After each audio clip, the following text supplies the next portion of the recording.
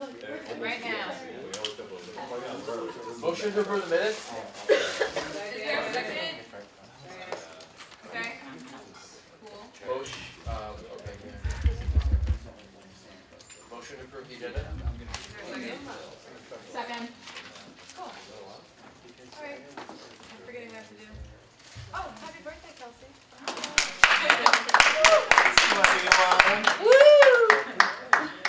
Okay. Our talk to the president. What's up, everybody? Okay. I guess I'll start off with, I know a lot of you had questions about the meal plan and whatnot, so I talked to Dave Eden, who sits on the cast board, and he tried to explain to me why swipes don't roll over to the next semester. And from what I understood from that explanation, he said that it would cost more because if you're on the 5-swipe plan, you have an allotted amount of swipes for each semester. So if your swipes were to roll over into next semester, you'd be paying for more swipes. So that's why I kind of didn't really understand his explanation. And corporate, monetary, swiping, techno, science stuff. That's what he explained to me. So if you guys want me to ask again, I will. But that was pretty much it. And then I had a meeting with the president on Thursday after Senate. We talked about for the legislation on the administrative response, and he told me that 30 days was reasonable. So we should definitely add that to the legislation. I sent my email to check out here to tell them that we're not using their services anymore. I really want to kind of start an in-house type app development where I hire students from the computer science department, PR department, and the marketing department. So I'm kind of like assembling a team that works on this app. It's a surrogate of our website, but then it's also a platform for all folks and organizations to promote their events. So I'm going to be talking to Linda about it to see if we can get it started. And I think that is it. Do you have any questions? Happy birthday, Kelsey. 21? Yeah. Okay. Thank you.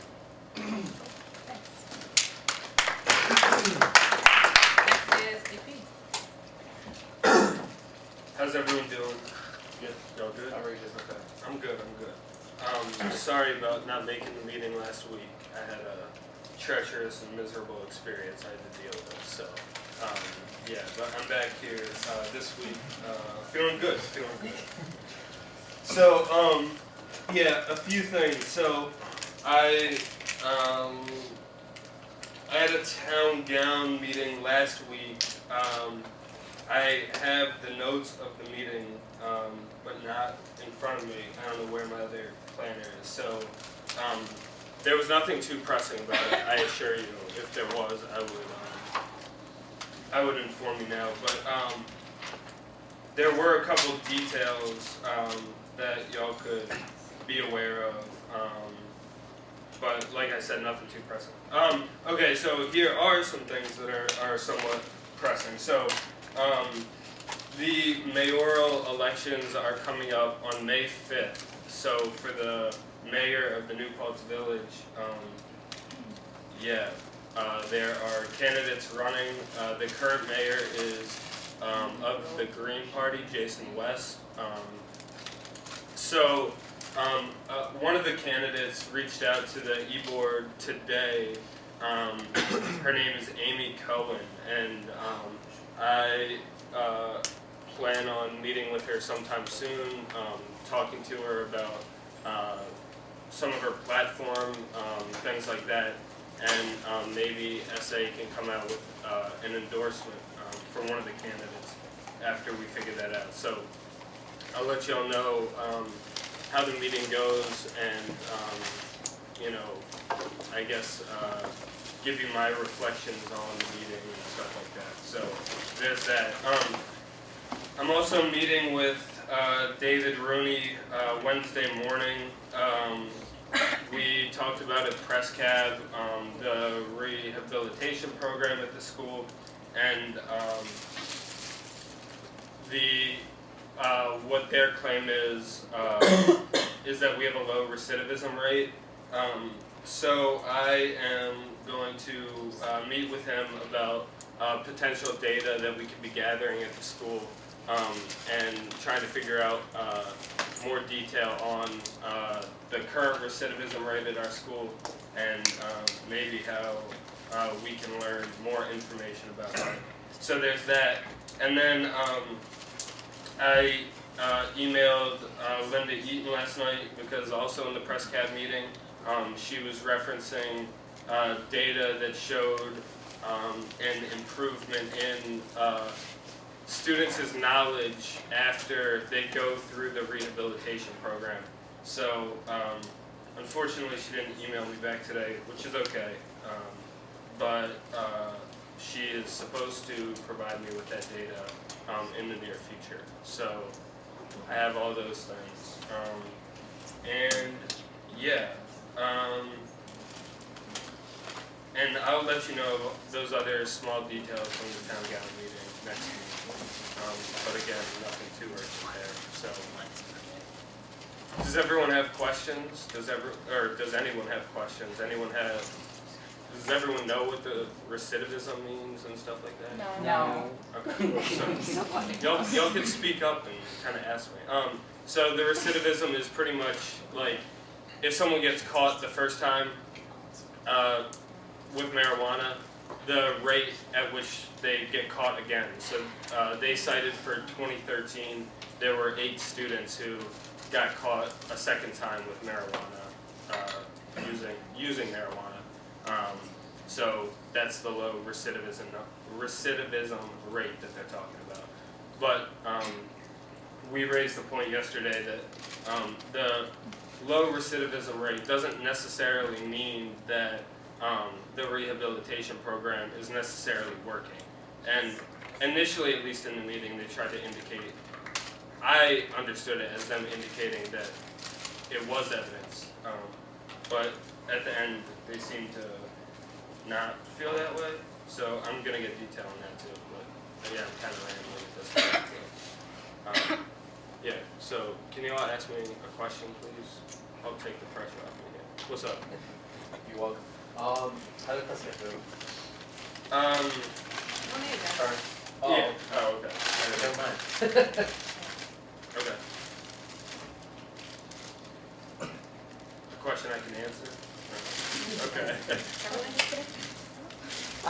What are you like to get caught with marijuana? Like, they need to see the marijuana right to up, or is it considered like getting rid of if they just get a smell complaint? Or I'm sorry, what? What was the second part? like, cause I know people have gotten caught and called, but I don't think anything can happen. Like, what does it mean if you get caught? If you get caught again and you have to go through the process.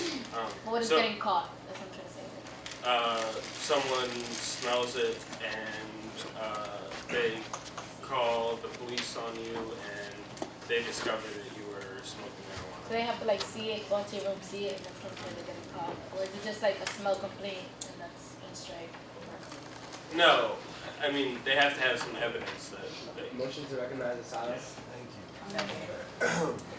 They have to catch like an amount in your room. Like they have to visibly see it in your room. So once they do catch the scent and they have a suspicion that that it's happening within your room, or they like narrow down the scent to your room, then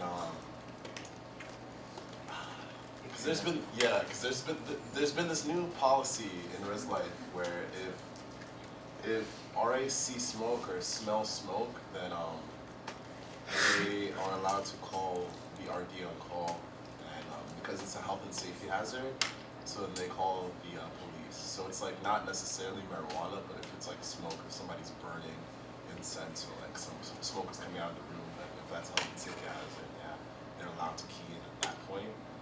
But not really sure on the rules and policies for marijuana and suspicion within the room to be able to enter. We have to see it in the room. That's actually a good question. I never thought to ask it. But yeah, so like let's say they narrow it down to your room. Do they have like are they able to then search it without a warrant? Or Yeah, you have to do be they in have to permission. Like if you allow them in, they're allowed to look around. I don't know if they're allowed to search or stuff. I'm not sure. Wouldn't that, sorry to interrupt, but wouldn't that count as reasonable suspicion? I Thus, think not so. But they're not It's like iffy. cops. Well, they're state They troopers. they are. Yeah. Yeah. When I think of UPD, I think of like I don't know, school safety in high school or something. Well, New York City school safety. I got a lot of clarifications about this. UPD is state police. They're state police and then subdivision down at university. When searching your room, they can't search your stuff. Say you have it in like say you have stuff in a strong box or like Strong box. okay, just a box, any box, okay? Say you have it anything in the box. They think there's weed in that box. They can't open that box, but they could be like, whoops, I dropped it on the ground and it's open now. Like, even if it has a lock on it, they could like throw it on the ground, say that they dropped it, because they've done this before, and use that as evidence. They can search all of the things that you get with your room, dressers and desks. If you have a lock on it, you're probably going to be good, but they could still attain like a warrant type thing to get that lock off. Your room is considered state property because you're renting. Yeah, you sign away a lot in your housing contract, which is something I'm looking at right now. So. Any other questions for me specifically? Thank you.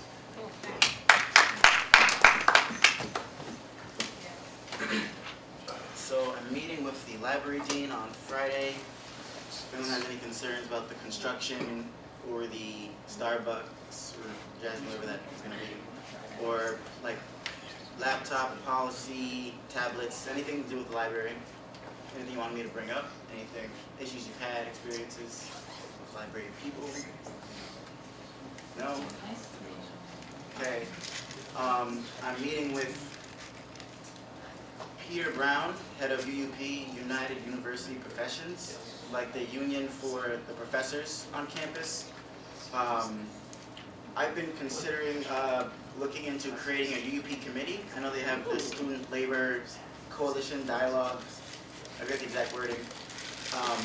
But I believe creating a UUP committee would kind of be a better way to maintain and institutionalize the connection between students and the professors' union. So I'm going to be thinking about ideas for a draft of that and have CRC do that eventually. But CRC also met yesterday without me since I was in press cab. But they came with more ideas for the election guidelines, which we're going to go over later. I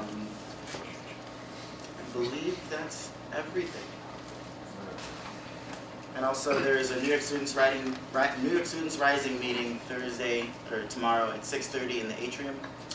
So I suggest all of you go and try to bring people with you, especially underclassmen.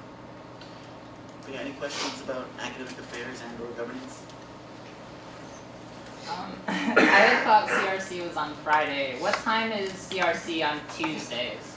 Well, okay, so it was Friday, and then we had to move it because it was the same time as academic senate, which I have to go to. We moved it Tuesday, but now we have to, and then press cab assigned, they made the press cab time that time. So you reminded me, CRC is now Sundays at 5:30. Hey. Yeah, the week is not really working for us, but that's what we're looking at right now. That's when everybody's available. What's the library construction supposed to be for? It's supposed to be year long, but this whole process has faced several delays. So ideally, it would be completed by the spring 2016 semester. But who knows? It could end up getting delayed until fall 2016. And yeah.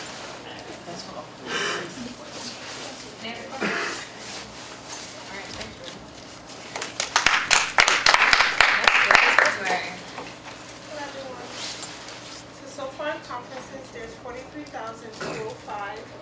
Research grant, 4,440. And general program, 64,600. The budget request forms are not out, so if you're a club and you wanna like renew your budget, I guess, you can get some paperwork until 4/28. If you are a club that wants a line item, you can also fill out a paperwork. They're due March 26th. Any questions? Could you repeat GP again? 64,636. Okay, thank you.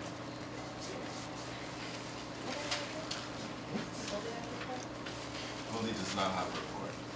Thanks for the What? Oh yeah, Oh, website yeah. launch. There's a website. There's a website. There's a new website There's for a new website. newfallssa.com. Go look at it. Manny's not present on the website. I said Manny's not present on the website anymore. Never did. Calls and boards. ESO, she's not here, but she said club charters are due Tuesday after council, and her office hours on Tuesday are 6 to 8, or 4 to 8. 4 to 8. Existing club charters are due Tuesday at the end of council. New clubs are due March 10th. Oh yeah, Croy, I have one more thing to say. Go ahead. Okay, those of you signed up for student assembly, I need to know whether or not you're going by next Wednesday because I need to fulfill the early bird registration, which is like the cheapest registration. So, student assembly, April 10th. Yeah. Wait, where is the SUNY assembly? Eagleton. Nicole? Did you, Just send me an email to confirm, please. yeah, because did you put her on a sign-up sheet last week? Because I Yeah. wasn't here, but I want to You go. want to go too? Yeah. When you get that list, just write down assembly next to your name too. Yeah. My report. The retreat is scheduled for next week if all goes well. The guy's kind of being weird and not answering my calls, but yeah. Next weekend. We're leaving at 6:30 and we'll be back on Sunday. Pass around a list if you can tell me you can go, if you can't. And that's it. Do you know what time you're coming back on Sunday? Probably back around 2 o'clock. Where are we going again? Green Hill. We're getting a bus with Bus. Driving a bus. If you want to bring a car, we can go ahead. Cheese bus, yeah. How far is it? 40 minutes? Yeah, like 4 minutes to an hour. This is south of us. Okay, we're gonna move on to, Chief Justice. Okay. I apologize for not being here last week. We didn't have a meeting yet, so we didn't really have anything to talk about, but we just had our first meeting last week, and we had some ideas going around. We want to get more ambitious this year and kind of be like an active part of government since we are the third branch, and we had kind of thrown around a couple ideas of what we wanted to do. There's not a lot we really can do now besides wait for cases to come into us, but we just wanted to let it be known that we volunteer for anything that Senate or E-Board or anybody wants to give us responsibility to do. We had discussed lending kind of an independent eye to budget weekend or being involved in overseeing elections, pending that bill, but it's whatever responsibility we are given, we are more than happy to take on. That was kind of the gist we came away with for this weekend, for the meeting we had last week, so that's kind of our report. Is we're just ready and willing and able and hopefully going to do a lot this season. Any questions?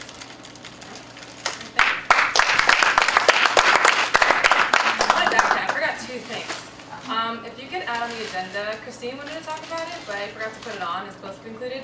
But sashes for senators that are graduating, she wanted to just talk about that and see if that's the thing you all wanted to do. So someone could add an agenda if they wanted to. That'd be cool. And also, a sash report, I guess. Having a discussion, whichever one. Yeah, for seniors.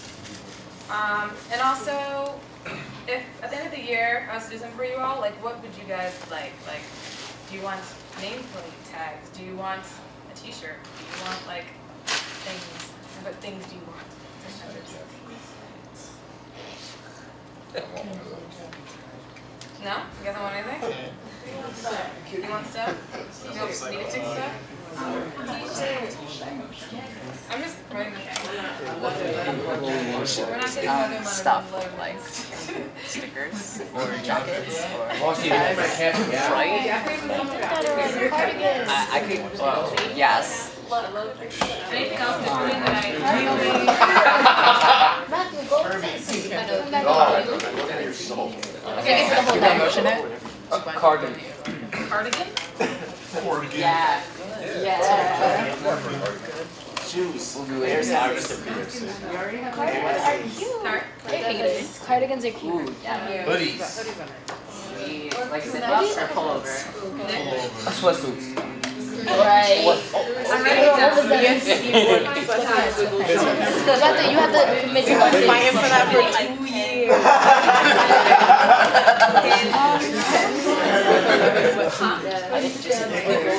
Right. Oh, you should sing. I should stop. Jordan, what's the Jordan. Why? It's your iPhone. Okay. Anything else? Going once, twice? Raise your hand if you want to say something. Okay. Just get an idea. And that's it for my report. Senate reports. 5 minutes each. Anyone have a Senate report for each? UPD committee met last week.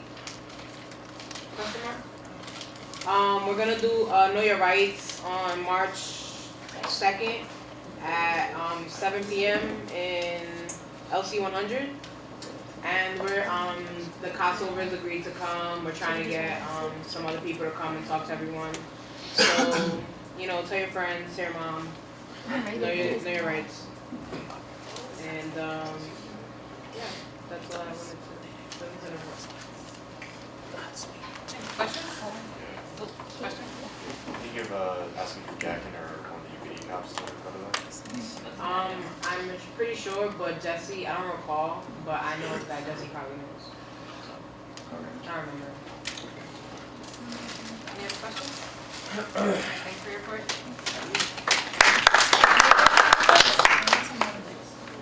Going once? Oh. Okay.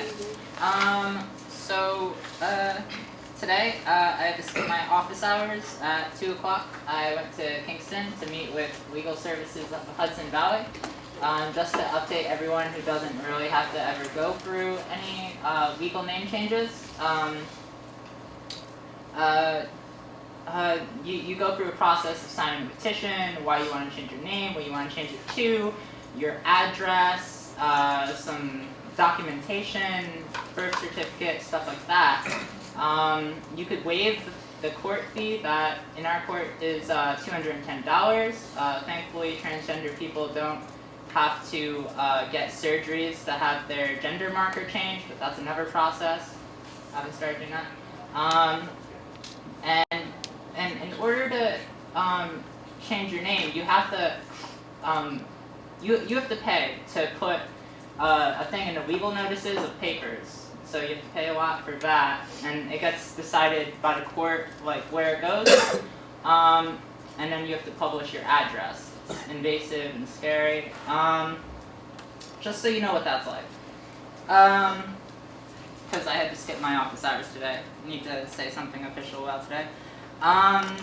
Yeah, we met with UPD. I started working on legislation for amending the housing handbook, as well as making a declaration, hopefully working towards giving more responsibility to Hall Gov and RHSA, so we could have an excuse to have less patrols happening, or hall rounds. The hall rounds thing is kind of like a joke in the housing handbook too. It's like literally the same paragraph cut and pasted on 2 different pages, and that's it. The housing contract is not that great, especially for international students. It's kind of a runaround. The housing handbook is also extremely binary, so hopefully changing some language to they and the students or students, just those changes. as well as legislation just saying a declaration against haul rounds, declarations for body cameras, just saying that we want those, and declaration working toward declaration for oversight committee. So yeah, we have procedures for those if you want to check those out. You could ask Jesse. I forwarded all the documentation for those to him. And once I have I have tons of copies of things on paper, but once I have things typed up, I'm just gonna send it to Senate List so everyone just gets those right away. I'm gonna make them open to comment once people build up trust in the comments, then they can switch over to editing abilities, so that way everyone can just edit. Commenting is really important. One time I was working on the coalition letter for the oversight committee, and Jesse came in and we talked in comments for a minute, and then he started editing things, and then he left things unedited, and it looked terrible, and I was stressed for a little bit, but then he came back the next day and fixed everything while I wasn't looking, so he got that. But try to make a course of commenting and then changing. Let's see. Yeah. In regards to WGS, and what we've been talking about lately is the issue with WGS and its funding, especially when it comes to the instructors. It's I'd like to talk about that more if it comes up. And so yeah, my regular office hours are still Tuesday 8 p.m., Wednesdays at 2, hopefully catching on that. Transportation Implementation Committee doesn't meet till March 25th, so try to get to me some comments on our transportation around and about. And I'll also try to come through. It'll be hopefully at the community center at 7 p.m. on the 25th. And yeah, UPD's is Thursday at 8. And that's it. I have a lot of declarations I'd like to share, but I'll do that later. That's all. Any questions? Thank you. Motion to switch election guidelines with administrative response, just to, because one's going to take longer than the other. Okay. Is there a second? Second. Alright, any other Senate reports? Yeah. Two quick things. Campus Auxiliary Services Service Evaluation Committee meets on Friday. What it essentially is, long story short, it's an evaluation of the performance of Sodexo. So this includes their customer service, how they manage Oscars, subs, Hasbrook, etc., etc. Things like tap and go. So this is really a lengthy discussion on how what they can do to improve. Yes. So if you have any strong opinions about Sodexo, now's the time to tell me, so I don't go in with my own opinion, and my own opinion alone. And then next Friday at 10 a.m. is the Budget Committee. So again, any cash-related issues, now's the time to speak up. Yeah, and I met with Marcia Tucci today, talking about transfer orientation. She's been meeting with Michelle Combs and people in admissions. Some of the ideas they're talking about is more personalized advising for transfer students, trying to shorten the president's speech, the provost's speech, trying to rearrange things so there's more personal one-on-one advising for students who transfer instead of just a conglomerate of advising all at the same time. So I'm meeting with Marcia, Michelle Combs, and the crew on the 23rd. Yeah. That's the person. Yeah. Questions? Comments? Alright, thanks. So next Tuesday, February 24th at 6 p.m. there's going to be a film screening called Citizen Coke, and it's all about the Supreme Court's Citizens United ruling, which basically like allowed billionaires and corporations to just throw their money into politicians and like basically like get their way through the government. So it examines like that whole process, and the 2 directors are coming after the viewing. There's gonna be question and answer. It's gonna be really interesting. Oh, there's gonna be food, so bring some friends. I just thought it'd be good because we were talking about how like the election guidelines and everything, like throwing money into government. You guys are all saying like, oh, that's the way it works in the real world, but this would be a good chance to see like how it actually affects the real world. So it's at 6 p.m. in CSD auditorium. Thanks. And I shared the event in the Senate group today on Facebook, so invite all your friends on Facebook. Any questions, Kelsey? When is the date? Next Tuesday, the 24th. Okay, and you said 7 o'clock? 6. Thanks.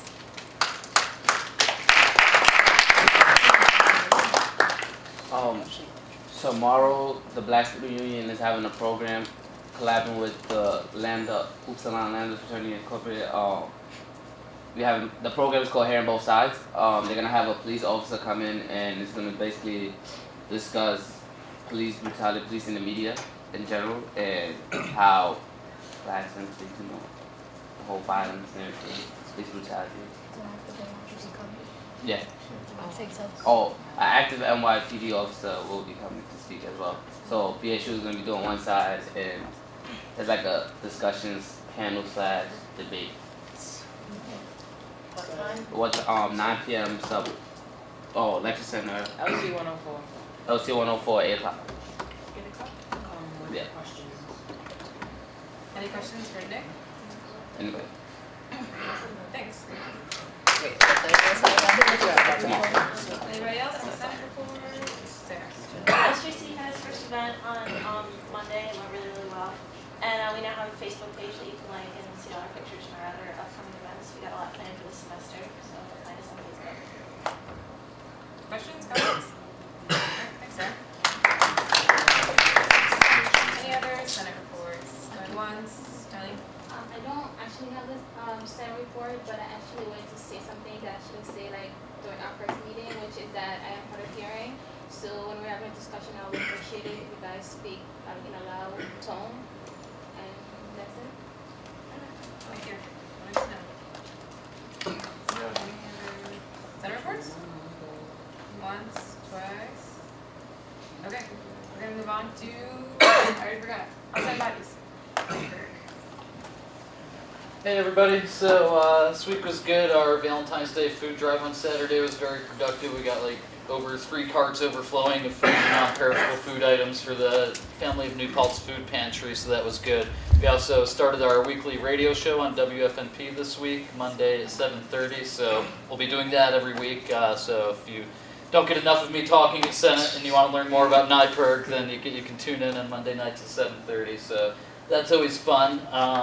Our student action meeting, or our spring version of our GI meeting, was earlier this evening. That went very well, good turnout, the keynote speaker was good, so it's looking like a good productive semester.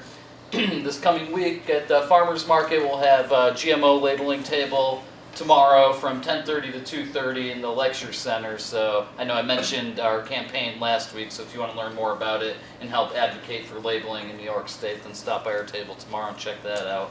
But other than that, we're going to be working a lot on getting higher education lobby day organized over the next week, and we will have several trainings because we have a lot of students that are going to go from New Paltz.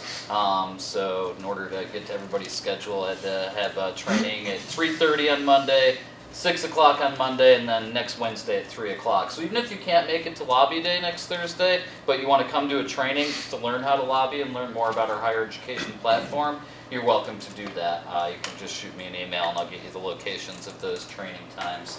But that's all I have for tonight, unless anybody has any questions. All right, thank you. Thank you. Okay, next we have Missy Dix. Hi guys. I'm just here to be as a resource to you. I know there's a lot of things that are going on that's kind of relevant to the SUNY system as a whole, and some things that you wanted to bring to the assembly. Just kind of keep a reminder that conference is coming up, so I highly recommend it. I encourage all to go. It's a great experience. You get to see and kind of open your eyes to what other SUNY campuses, how they operate, some of the things that they advocate for, and it's a great opportunity to do that. But I know we have a couple of things to discuss. If you wouldn't mind, while we're discussing those things, I'll be back here. You're more than welcome to make a motion to recognize me to speak on something. If anybody has a question or they want a reference to me, I'll be back here. But does anybody have any questions while I still have the floor about SUNY Assembly? Thank you for your time.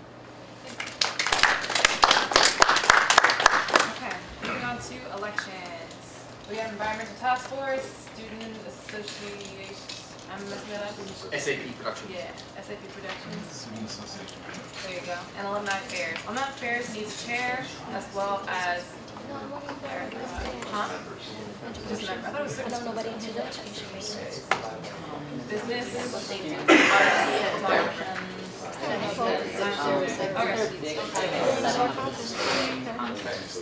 Okay, we're gonna start elections.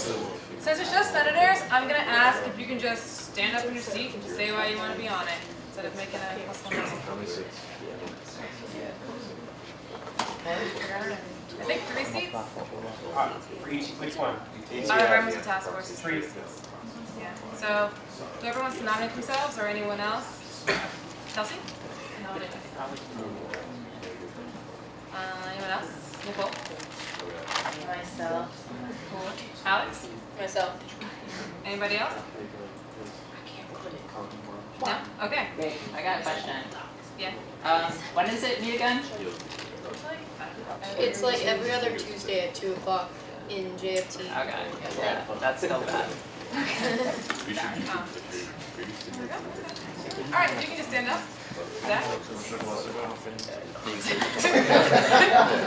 there a second? Second. Any objection? Okay, all in favor? Okay. Me, Jordan. Alright, yeah, that works. Alright, move on to SAC. I forgot the seats. One vacancy. One senator vacancy. Kelsey, I nominate. Do you accept your nomination? Anybody else? I have a question. Yeah. What is their like base? The concert. Other than that, everything is. They have one Yeah, senator. One senator seat available. yeah, I don't really have anything to say. We're ready for the papers. Manny? Matt? I would like to nominate myself. Anybody else? Going once, twice. Okay, you can just stand up. Say something. This is for like Spring Fest and stuff, right? Yes. Yeah, so I really want to help out with this. A few reasons why I think I would qualify. Well, I'm a graphic design student, so I can help out with like flyering, advertising, and promotional stuff. I'm really good at that. Last year I wasn't on the board, but I mean the day of, I was in at like 9 a.m. helping the whole day set up everything.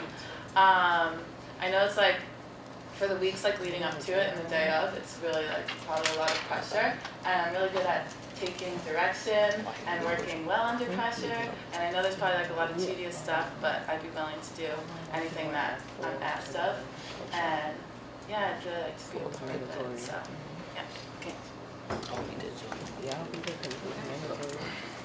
Hello, my name is Matthew Gill, if you don't know me. I'm a accounting and black studies major, double major. I feel like I would be qualified for this because right now I'm vice president of Nudie Ensemble.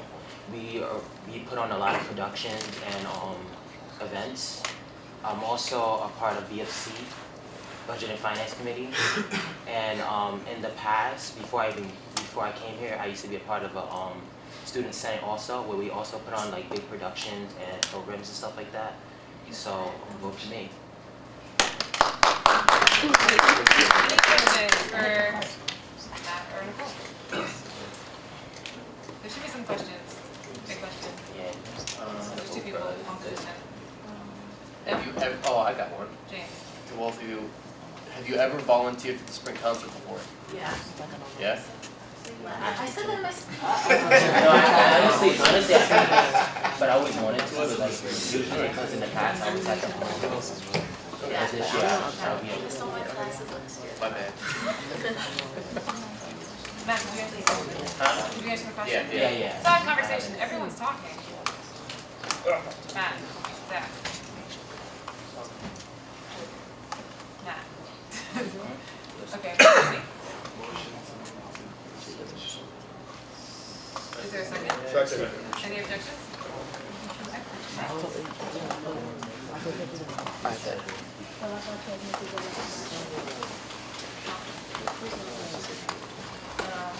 SAP now. Manny, Nick, Adriana, Mona, Jess Brown.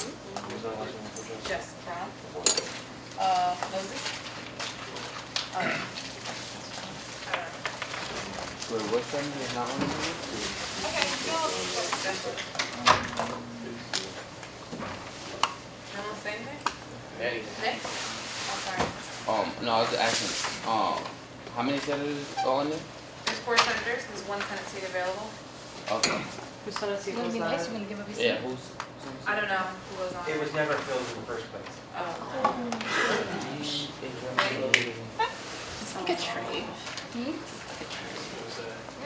Motion to vote, unless anyone wants to discuss anything. Did you retract your motion?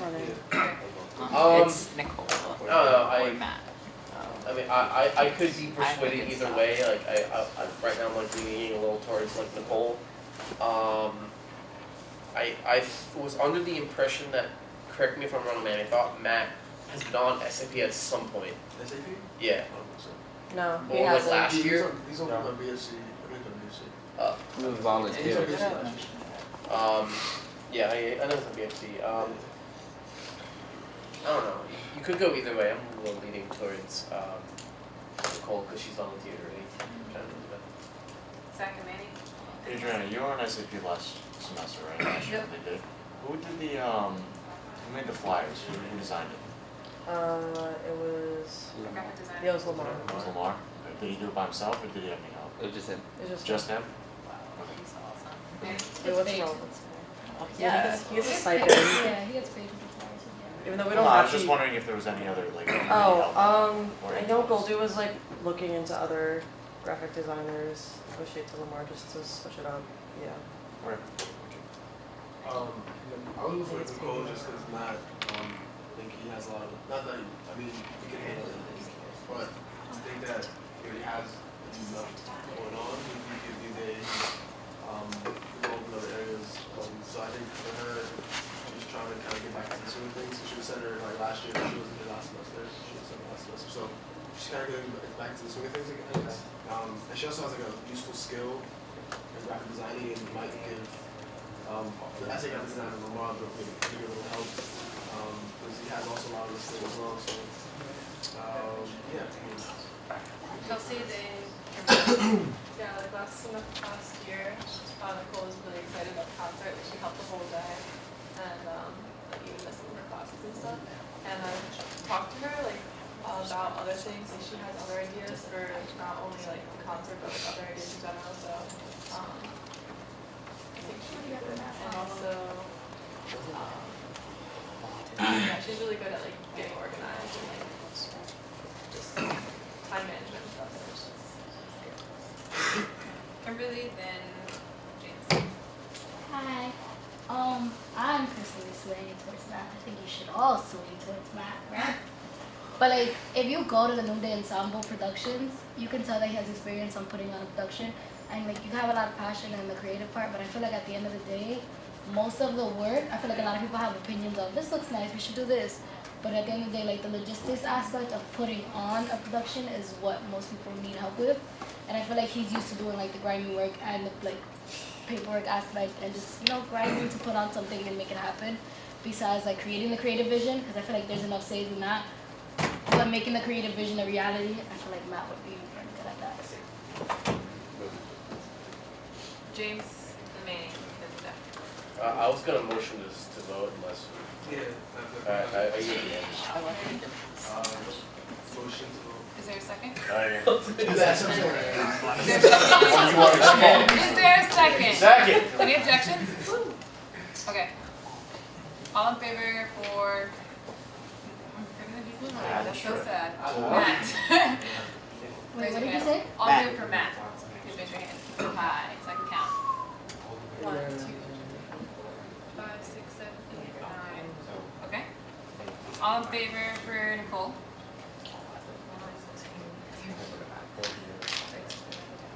All abstaining. Okay. I'll go for those. No, it's not. No. Yeah, Matt. Who got Matt? Matt got it. 96. He would have won even if I abstained. Some of these are like Well, not fair. pushed together. No, like it's just like there's always been this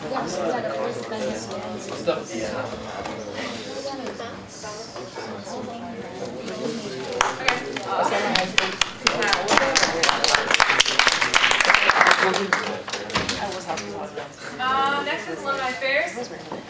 Alumni affairs needs a chair.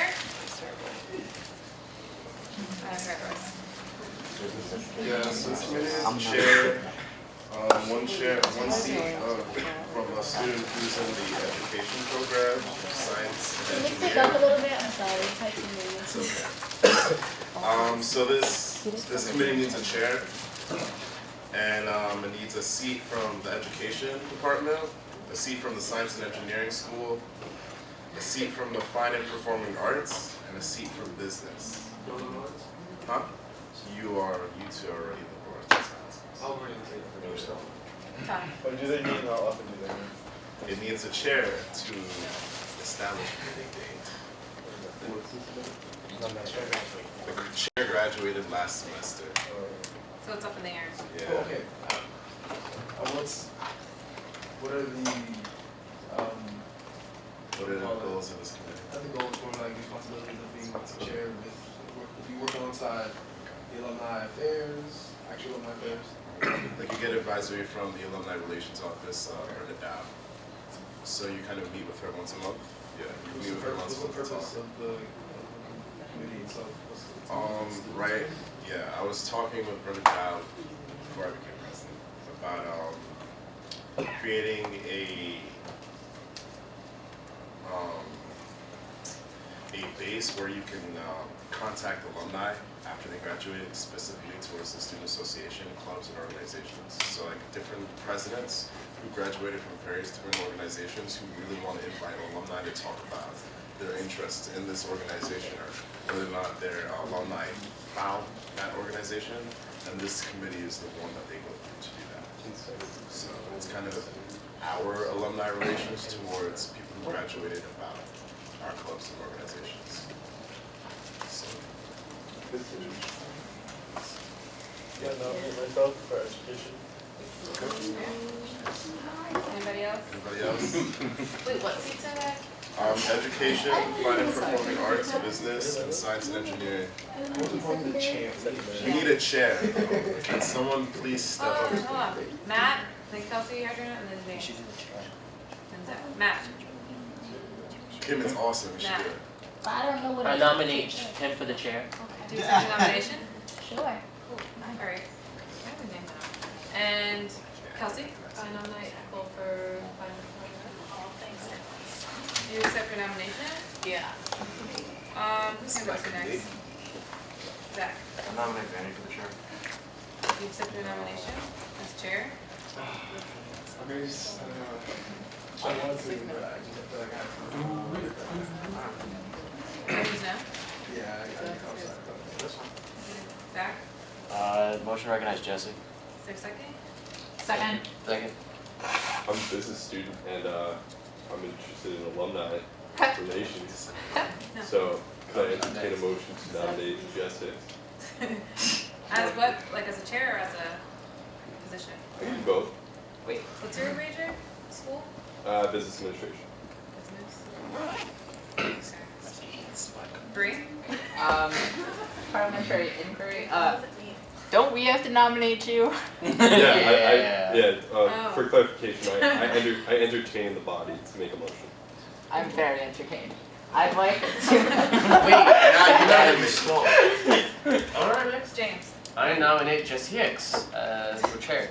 Accept your nomination, Jesse. So pretty much those. Kim, what's your school?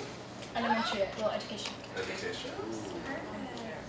Like, No, Well, because no, Chai.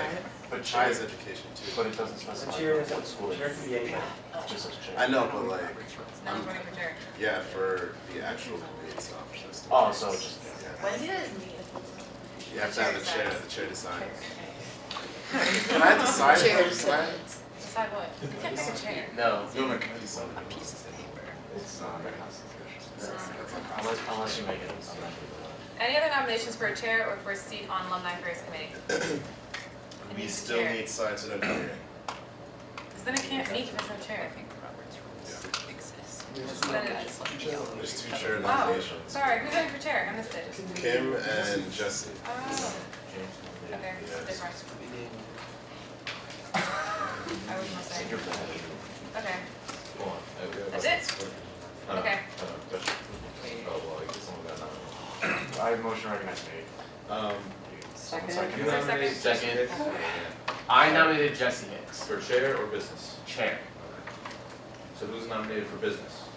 No. Come on, man. No, Jesse will fill Either Does one. a chair fill a business seat? Does No, they? the chair. No. Oh, so you still need a business student? Yeah. James. You should vote on the chair first. Okay. Everyone cool? Nominations in there? Alright, we're gonna do this one at a time. Kind of confusing. Who I would like to. Ty? Can I like nominate Jesse as business if he doesn't get chair? I mean, if he doesn't get voted on as chair, he still gets. But it's Need motion afterwards. Okay. You accept your nomination?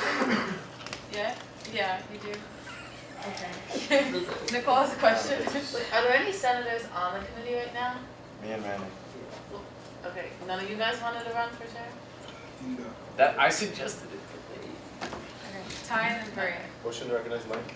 Second. I just want to recommend that you settle the chair selection first and get that taken care of. Yeah. And then go into the school positions. Just because it'll make it easier for you. Yeah. Zach? Motion? Alright, just a point of clarification. So what I'm hearing now is that Jesse appoints the chair and we elect it? I'm pretty sure the executive would be. Yes, because that's what we did, and that was the whole battle with me and Nadia last That was the fight, yeah, I remember that. Wow. Oh. Nominate somebody. Alright. So, did we want to do this today, Jesse, or not? No. Motion to table alumni affairs, Yeah, but then we can still do elections for other seats without the chair. No. Technically we can, I retract my motion. Thank you. Okay. Do you all want to do that? I don't think it's wise, but do you all want to do that? Well, you can't run for, what if you want to Yeah, be that's on my it, but you don't know thing. when you're going to meet?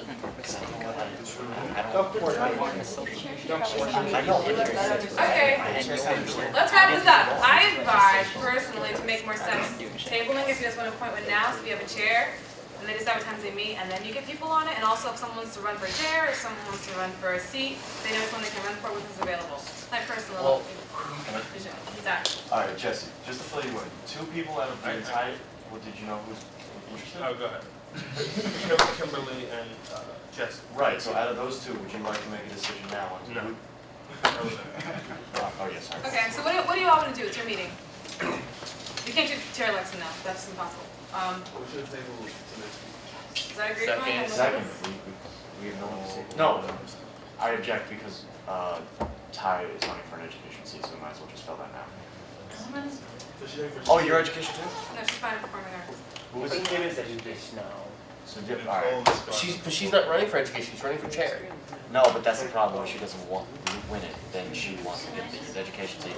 Nicole, you were running for the fine arts? Yeah. Okay. That's why I object. Alright, what are we voting on right now?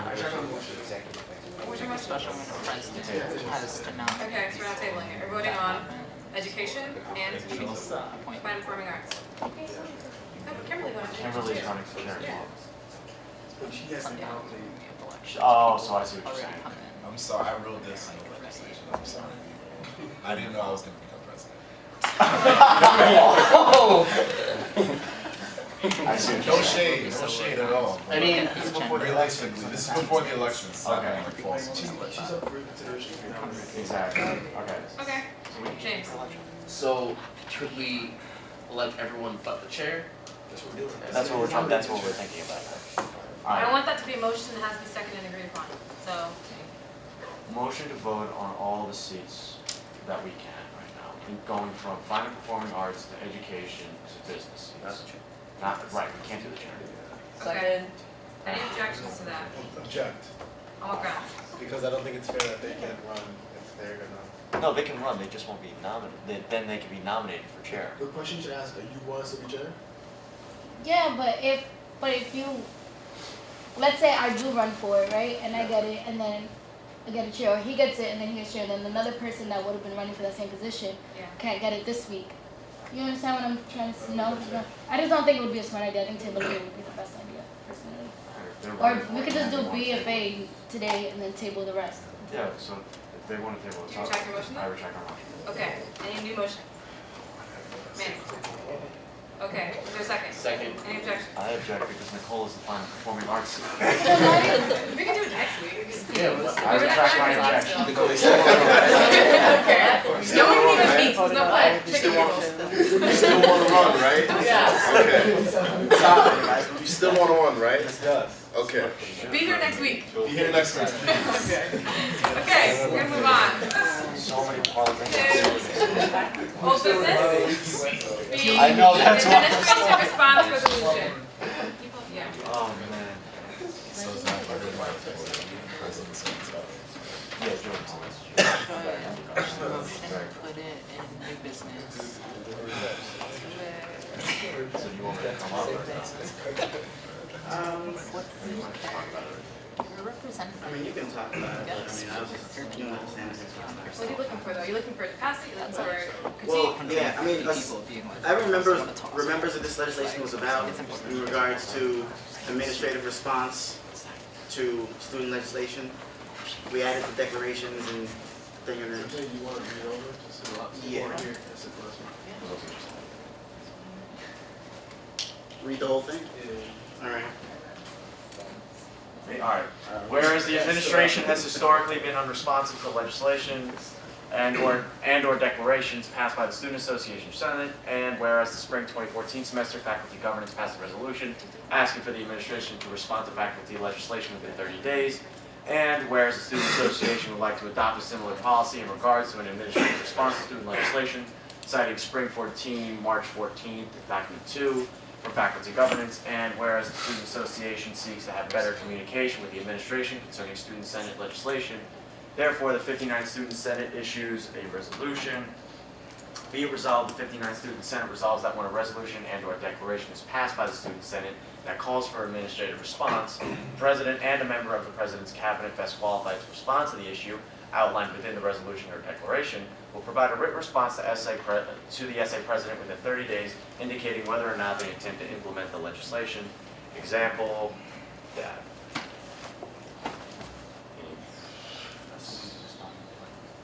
Yeah, and the written response. Motion recognized Sato. Second. Should you Second. should you apply this to also faculty, like for instance, if you are planning a resolution towards, let's say, maybe a resolution towards less light type thing, should you like request So, departments have 30 days as well? anybody that we want to make a declaration. Okay. Manny, right? You know what's saying that is that most departments are 35 Yeah. on President Cabinet. That's what I was gonna say. Yeah, like, MEP and student persons agree. It's the people who are qualified to be talking about it. But I also see this argument in that, granted it would be contradictory to it, if we want a more direct answer. I mean, like, because the reason why I said it is because a lot of times, like, administrative response is delegated towards certain departments to respond towards it. So, like, I'm saying, like, at least say in this resolution that all departments are to respond within 30 days. So if they're delegated, then we don't get this response. But I think we should spell out who's on the press cab first and foremost. There's a lot of people on the press cab. Within the document? No, in the cabinet. It says the member of the president's cabinet. There's a lot of people in the president's cabinet that couldn't qualify to respond to this department. So I don't agree with Roger. Is this on the press cabinet? Karina? Slater was there Best yesterday. life, best life. She's not on the president's cabinet. She's just there because she's the advisor for our HSA. So it's strictly expanded. Well, doesn't it say, member president and member See, it's within the president's cabinet. Do we pigeonhole ourselves to a thing? I mean, we could just be like whoever the president delegates to. But do you want to make it that open-ended? No. See, that's the problem. Any senator opinion? Great. Okay. I really like this because the first clause where they have historically ignored us as a body is very true. I've been seated here for like 4 terms, I think. It's obnoxious that trying to get anything done. It's like talking to a wall. I read this document. I approve of it in this form. I think sending it directly to administration and the president's cabinet is the best way to do it because there is like a top-down structure of command within it. There's a lot of sub-departments within it, within the administration, that can be responded to. Like, it goes up and then goes down to necessary people, and I think that there's nothing wrong with the resolution as it is. Now, seeing as it is calling for a administrative response, if there's a fault with that top-down response structure, then we'll probably get a response regarding that. Or what's the point of writing an administrative response resolution if they're not going to respond to it? That might happen. I wouldn't put it past them. You wouldn't put it past them doing what, I'm sorry? To ignore this. To not only not respond, but to not respond to the administrative response resolution. What I heard in Osada's report was that the president was okay with this. That doesn't mean much to me. I'll take it with a grain of salt. I'll take it with writing. If I see it in writing that he gives a damn about this, I'll believe it. This is for. Exactly. Exactly. Right. So if he signs it, then I'll believe it. But it's possible he'll get there and he'll be like, what? Reason I like something about this, I said it last week, and I think this is great. I think what it does is it's just like, it creates our own proper channel they would have to respond to. You know, since that's like the argument that they usually give is that there's never, we try to reach out to them in certain ways. We have to reach out to their channels, to what they consider their system of communicating with them. So I think this is our own system of communicating with us and responding to us, because over the last 3 years, a lot of resolutions that we aimed at or declarations aimed at the administration have just gone quiet, or it's just been like nothing happens, but it just kind of just goes nowhere. I think this kind of gives us a little system that they would have to somewhat respect, and they can. They look at it and be like, okay, you guys have a system in place, and if they don't respond to the legislation, then we have something to back up, saying that look, we've already implemented the system and you're not responding, so therefore you're not being transparent, you're not doing this, so you're going to respond to this in whatever manner we respond to it if they don't respond to any legislation. But I see what you're saying, that they just might be like, okay. But I mean, the president said he's okay with it. I wouldn't say don't take. I mean, you can take it with a grain of salt, but at the same time, you can hold that against him in some way. And you said this was something that you'd be willing to work with. And if you don't work with it, now we have arguments to challenge him. We're essentially just creating a paper trail. Yeah. And getting a response for it. Adriana, James, Then Nicole. Nicole had her hand up first. Anyways, I think if this does go ignored and Don Christian doesn't, hold up his word, then we should have some kind of like form of organized resistance Yeah. against him not responding to us, and Starving or some that's a little drastic, but maybe like some kind of class walkout, some kind of, and like actually all of us in numbers and not like 10 people like standing in front of the hab with like a piece of oak tag, you know, like something that will actually do something. Because I think this is really important, and I think that this could have a lot of power for us. Because I think besides right now, the only thing that we have power in is like our budget, and that's it. But we don't actually have power within the administration. Well, if worst case scenario, if it does go ignored, Adrian, if it does go ignored, I mean, I told some certain faculty that we're adopting it, sir. I wanted to see what the faculty passed so we can do the same thing. And if it does go ignored, I can bring it up with the faculty and they'll start raising hell for us. I mean, they're definitely going to be our allies in this. Yeah, I mean, there are also other channels, but I would just say not, you know, keep organization like on there. But yeah, we'll definitely be organized. There are definitely channels within the faculty that we can go through and make some noise. James, Nicole, Nick, Kelsey.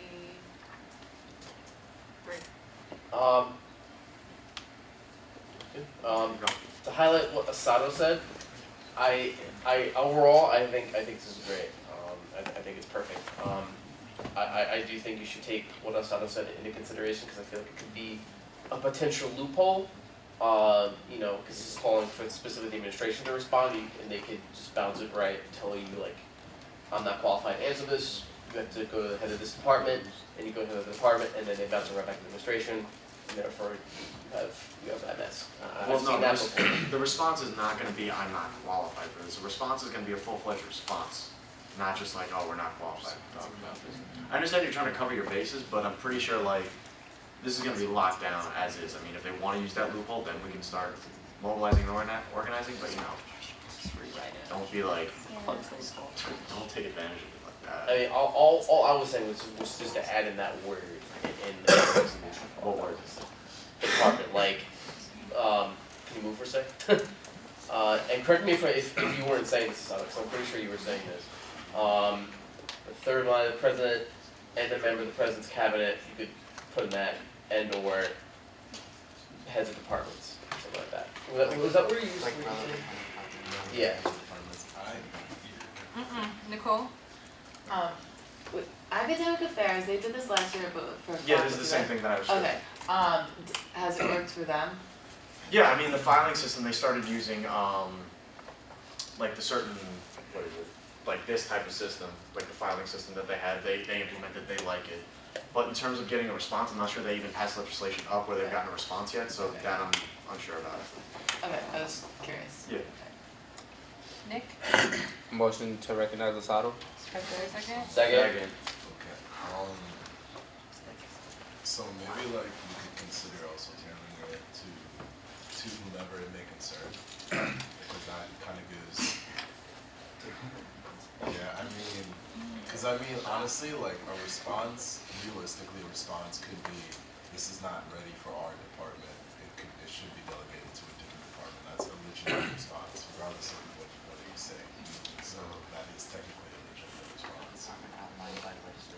Yeah, so you could add an amendment to be specific, or you could just say like to whoever is. We're deeming. Yeah, or to whoever has the ability to properly respond to this legislation. Okay. So for what I'm understanding, we could just we could say this is passed.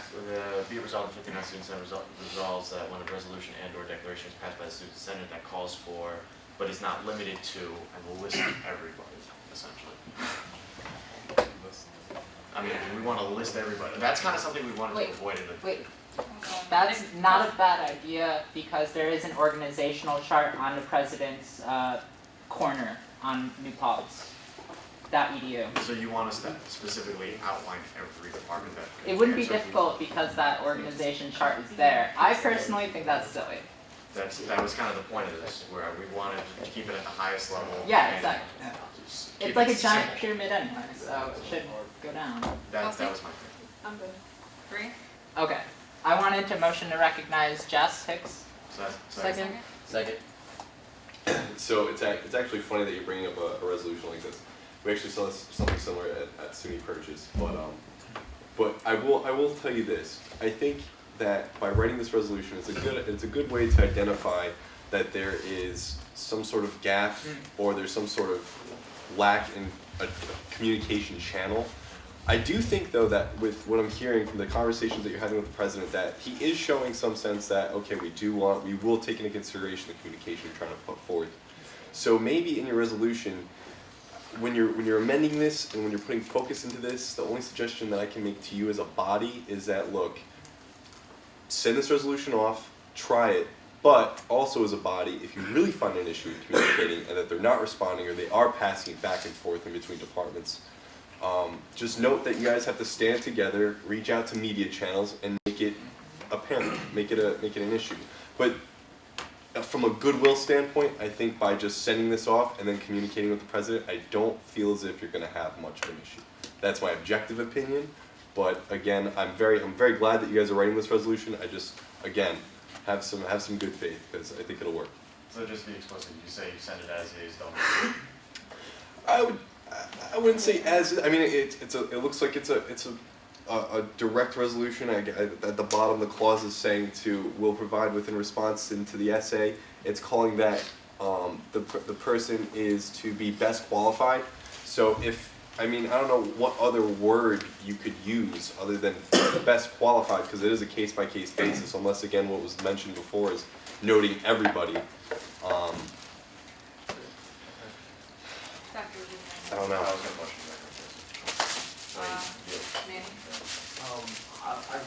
Obviously, there are kinks you might have to work out, but I think leaving it at the top makes a lot more sense, because if you just identify if you say, the best qualified delegate to respond to this issue, so if it's, for example, something RA related, I just feel like if you separate it, basically by adding every other department or adding specific other people, it's gonna get lost in the system.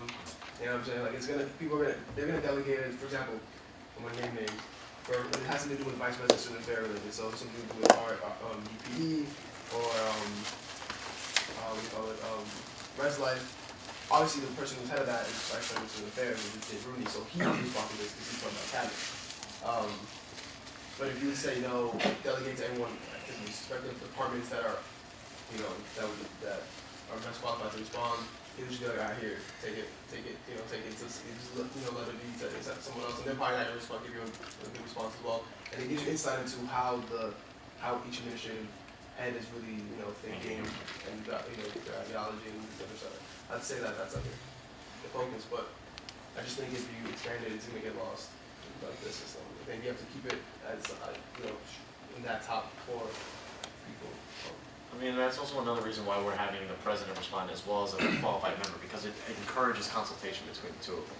That's another thing. So now the president gets a better perspective on it, or a greater understanding of what's going on, because God knows there's a lot of things going on in his head. He's busy all the time. So it encourages him and I wouldn't say forces, but it really encourages him to speak to his constituents within his cabinet. James. I yield. Okay. Second. Yeah. He passes it. He yielded his speaking to the man. Because when does that happen? So that's what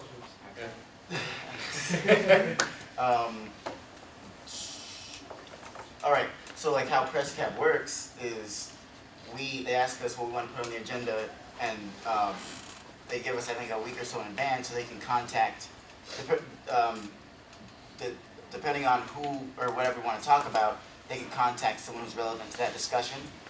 So, like when the drug arrest thing came out, and we put drug arrests on the thing, the PressCap agenda, they then brought Dugatkin to the PressCap meeting yesterday, because it was a UPD thing.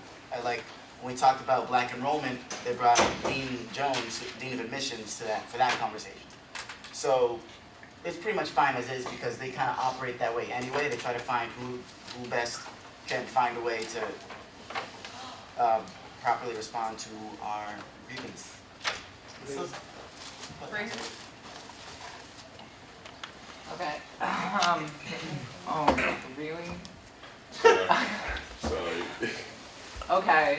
I motion to recognize Jess. Second. The only thing I would suggest, and I think it's great at the bottom where it says reporting, I'm sorry, I'm so far away. Reporting final administrative action. I think we're in terms, so just for clarification, then I'll go into the rest of my statement. Is that for the president to check off whether he's accepted for action or rejected? Yeah, it's basically, it's like, this is going to be like the format for it. We're going to have the name of the legislation or the resolution, the declaration here. That'll be the title. He's going to mark off whether it's accepted for action or rejected, and rejected and reasons for the declaration are going to be beneath. And he's going to have to date either one. I think if you were to call, because I think you're not putting enough for accepted for action, what we do on the SUNY level is when we propose something for the chancellor or the board of trustees, we note in the memorandum exactly what response we're looking for, but we also ask for input. So for example, if we put something forth and the chancellor totally denies it, she'll write a memorandum to us explaining why it was accepted or why it was rejected. Or maybe what we're calling for isn't the solution, but it brings up something else that could be solved. So I just think maybe you guys should discuss, and this is again objective opinion, accepted for action, what does that exactly mean, and what can you do to maybe retract more from the president? So would you suggest that we have an accepted with stipulations or rejected with stipulations type thing, instead of like trying to find a middle ground? Reasons why they rejected me? I know reasons why they'll accept it with certain stipulations. It's like, this is cool, but certain things have to be within there as well, or this has to be taken out. Or they rejected for certain reasons, so they let us know why they're rejected. Well, yeah, that's rejected. Yeah, that's what's rejected. I just think, reasons for that. I think just maybe calling for a response is probably your best avenue. I mean, this is calling for a formalized response, which I think it's appropriate. But I don't know. I think when the president gets that, he's going to look at it and check off accepted for action. But what does that really mean? You know what I mean? What is he exactly going to do? What you've put in the resolution? Okay. Is he going to go about it a different way? I think for you as a body, I think to clarify that might be beneficial in the long run. So it should say like accepted with a plan, like what will be done with it type line? Yeah, I guess you could say like you put that checklist, but also have or demand, not demand, but require. Yeah, call for a response. So you accepted. What is your plan of action for accepting a response? For example, if it's the water bottles. Okay, now we're not going to be able to make a new type of water fountain this year, but we do recognize it, and we're going to put it in for a plan for maybe 5 years from now. Something that just calls a little bit more of action. Okay. Like. Nicole, Bree, I was gonna motion for, Bree? Okay, whether or not we pass this today, I'd like to take a temperature check to see who would be interested in me working with Carissa to organize a press release workshop day, where we go over how to make press releases and who's best to send them out to, stuff like that. That's how I feel about it. What is a temperature check? This is good, this is no.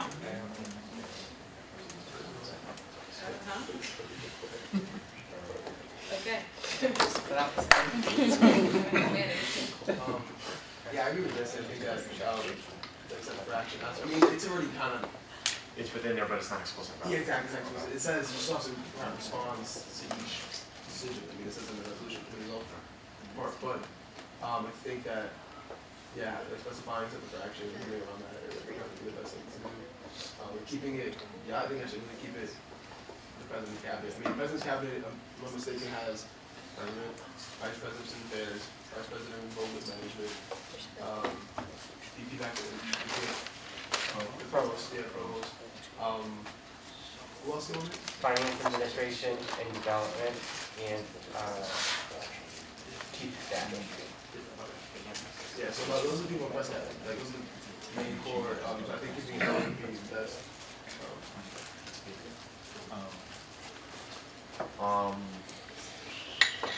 Motion to recognize Nate. Is there a second?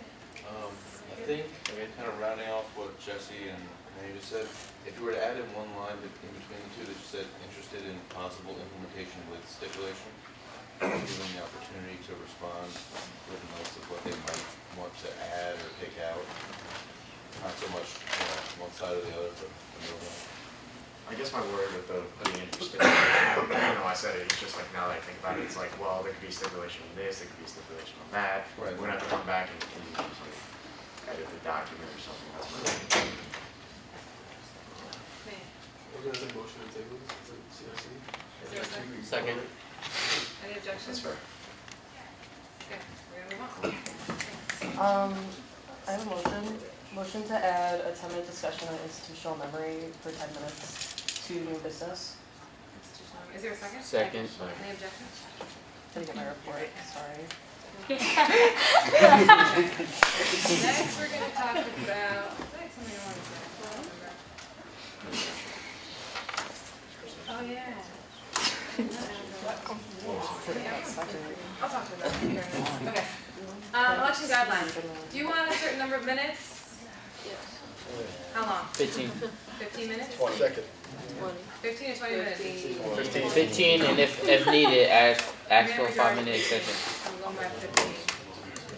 Alright, 15-minute discussion on election guidelines. Starting. Okay.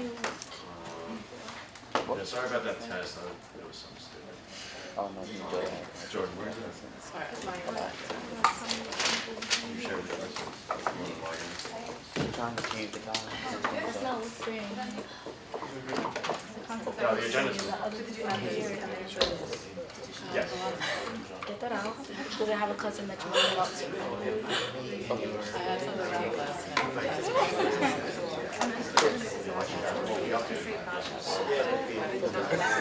Oh, yeah. Can you hear him? I can't. No, I should have. Another credit. You were doing a good job.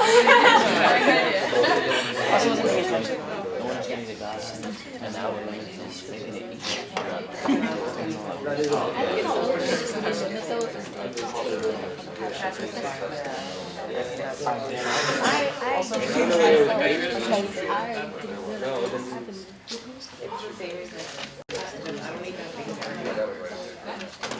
Look at the background. I'll take the extra 2 seconds. I'll take the extra 2 seconds and I'll put it in my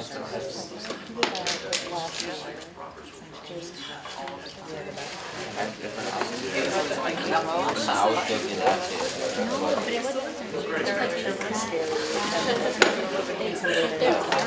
No, you see that it's such an ugly side. Exactly. No, Todd. We'll talk about it. That's exactly what you said. Do you want to start talking about it? Or they'll start up? I don't know how it's because I don't even feel Just like how, like, the Turkish delegation. I put up a few flyers, but I still have so many flyers. my friend called was in place, so go for that. I had $50 my friend called and said, No, but they give you United States. Yeah. That's what they did. They didn't have a copy of it. But still, the print shop gives you something.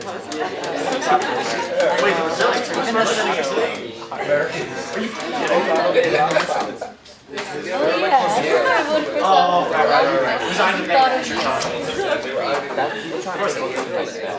That's fine. I don't think that's a problem. I feel like for people to vote for me, make them fit that vote Staying their ass and hanging over their shoulder. When you think about it, not like that, like, okay, fine. Like, if you're standing over my shoulder and your hand is next to the keyboard, even if I don't Don't vote for me. that's fine. This is my laptop. I mean, I'm right here. yeah. You're here. That name. That name. That name. Okay, you're done. You can go now. At least give them the laptop, it's like they start the channel. You don't have to click some notes, hopefully, but like deep inside, you're like, Not even your side, you're like, I think they're watching over me, so I'm just gonna. You just want to take it away. It's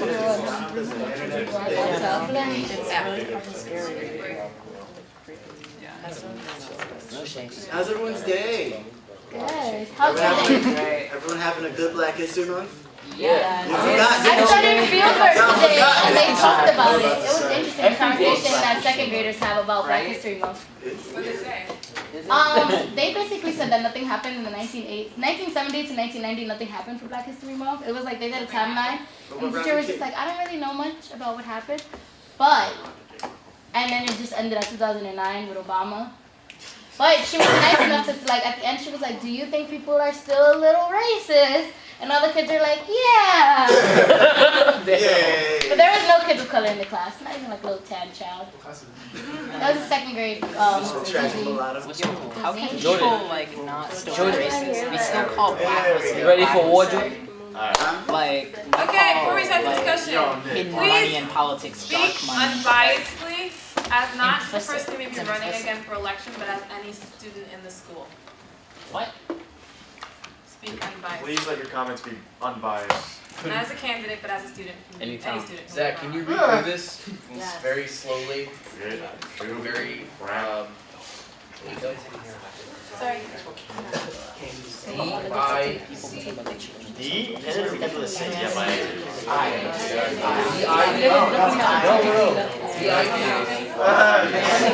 You first. There's pressure. There's pressure. I can do that.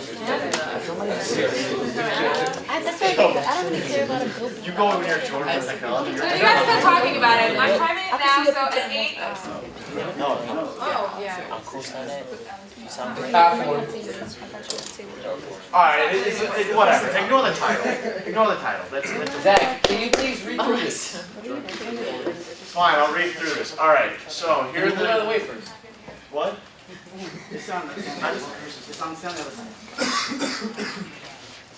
Better? Yes. All good on this side? Yeah, we good. Cool. So election guidelines. Candidates will be taken out of the election if caught. We have an idea of a possible strike system, maybe.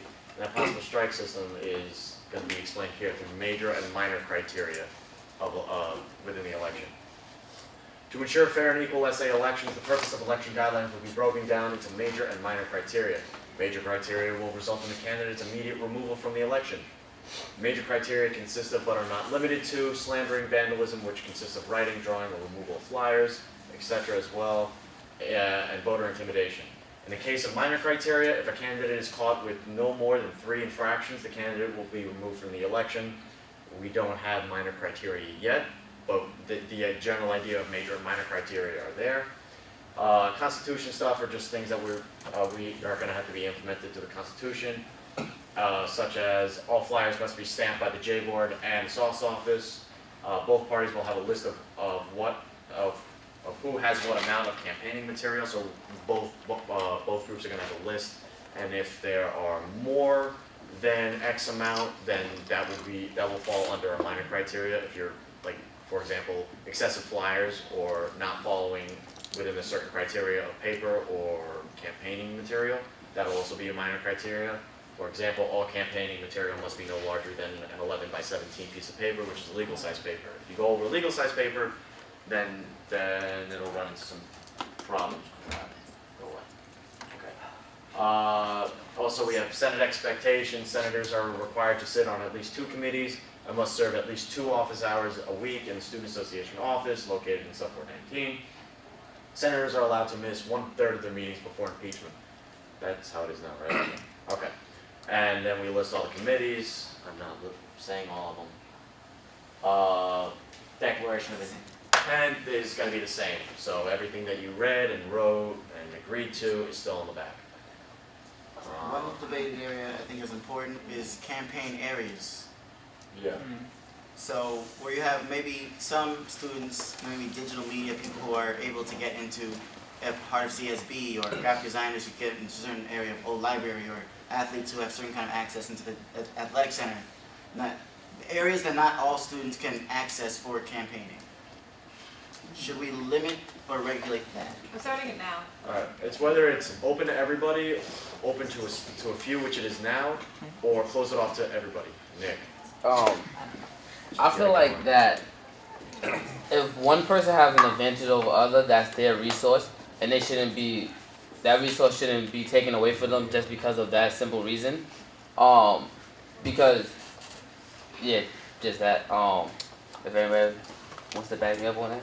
Well, hold on one moment. Zach is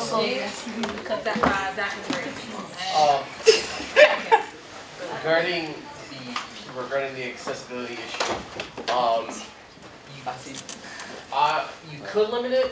What I would, like my instinct would be to, if, for example, an athlete has access to a campaign in the gym, then I personally feel like it should be the gym's responsibility to lift up their candidates and not allow any, instead of just one. I feel like that's, there's people in the gym, there's people in the library, there's people in the old library that manage that kind of stuff. Back up top, the criteria, I feel like you should really look into like defining that. How does one define intimidating voters? I mean, I could debate that for and against, I'm just saying. I understand. Zach. Motion to recognize Mike. Second. First thing I was going to say is I think a definition for what slandering is and intimidation is will be helpful as well. I agree. I think that's really hard to define. And I don't know if you said it or not, but where do those complaints go to? And where do they get filed? Goes to the. Does it say that? To the judicial board? We've talked about this. Okay. Yeah. I just didn't know if it was on the thing in terms of how it's filed and. Second, one of the things we need to figure out is access to college-owned resources, and we're sort of getting there with some of the facility spaces, but some of the things that have happened over the years, which my office has had to call people in, is when students are using resources that they do not own, but not all students have access to, like Blackboard lists or communities. So like Blackboard is a college-owned resource, and if you're using that for campaigning, and not all students have the same access and rights and privileges that other students do because you're part of something, is pretty problematic. So last year we had someone send something through our fraternity and sorority Blackboard group. That's not the intended use of that group, and it's a violation of that group.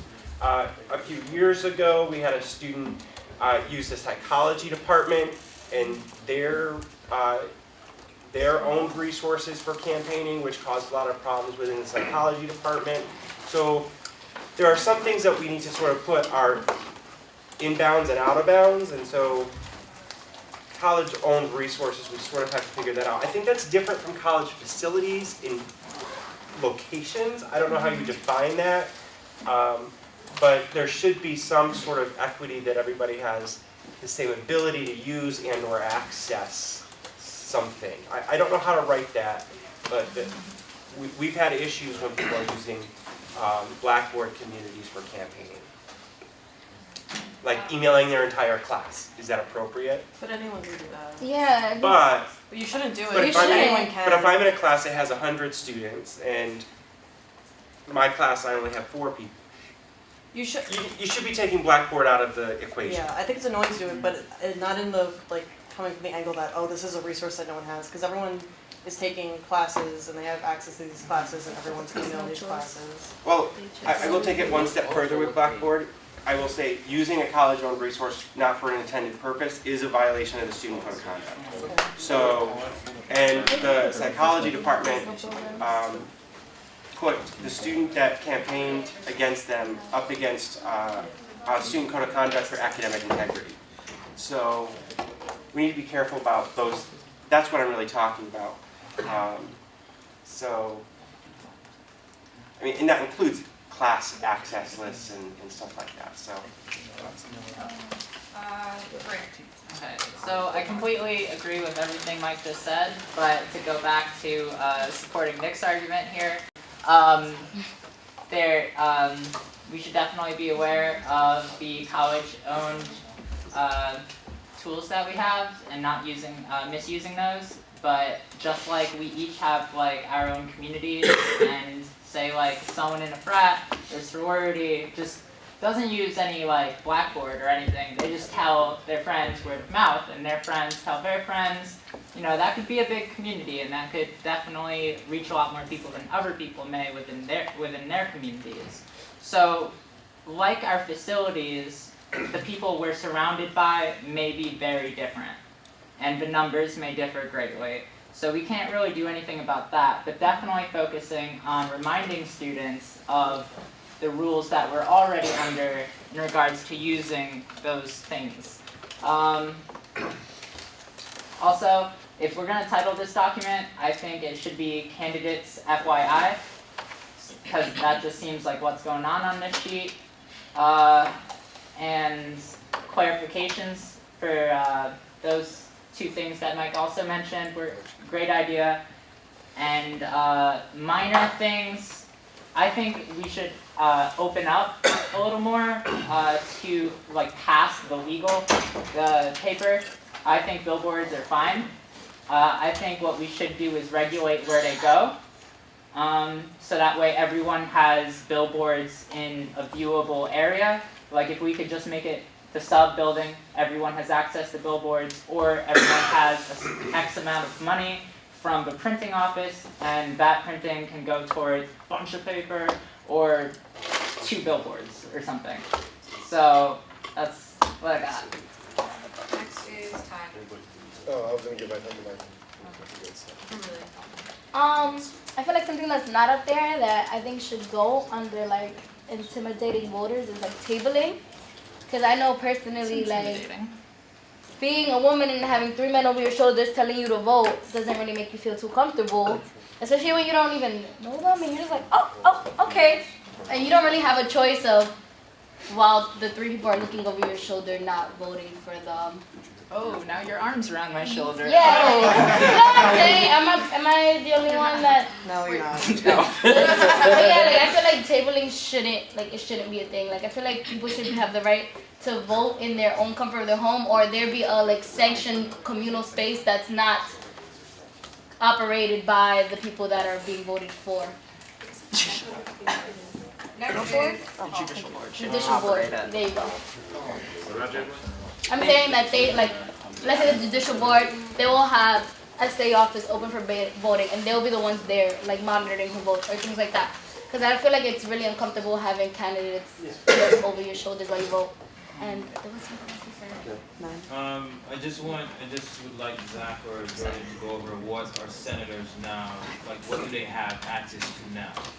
So right now, senators can get reimbursed, or the SA will pay the print shop for candidates to get 100 black and white flyers, or the equivalent of that in color.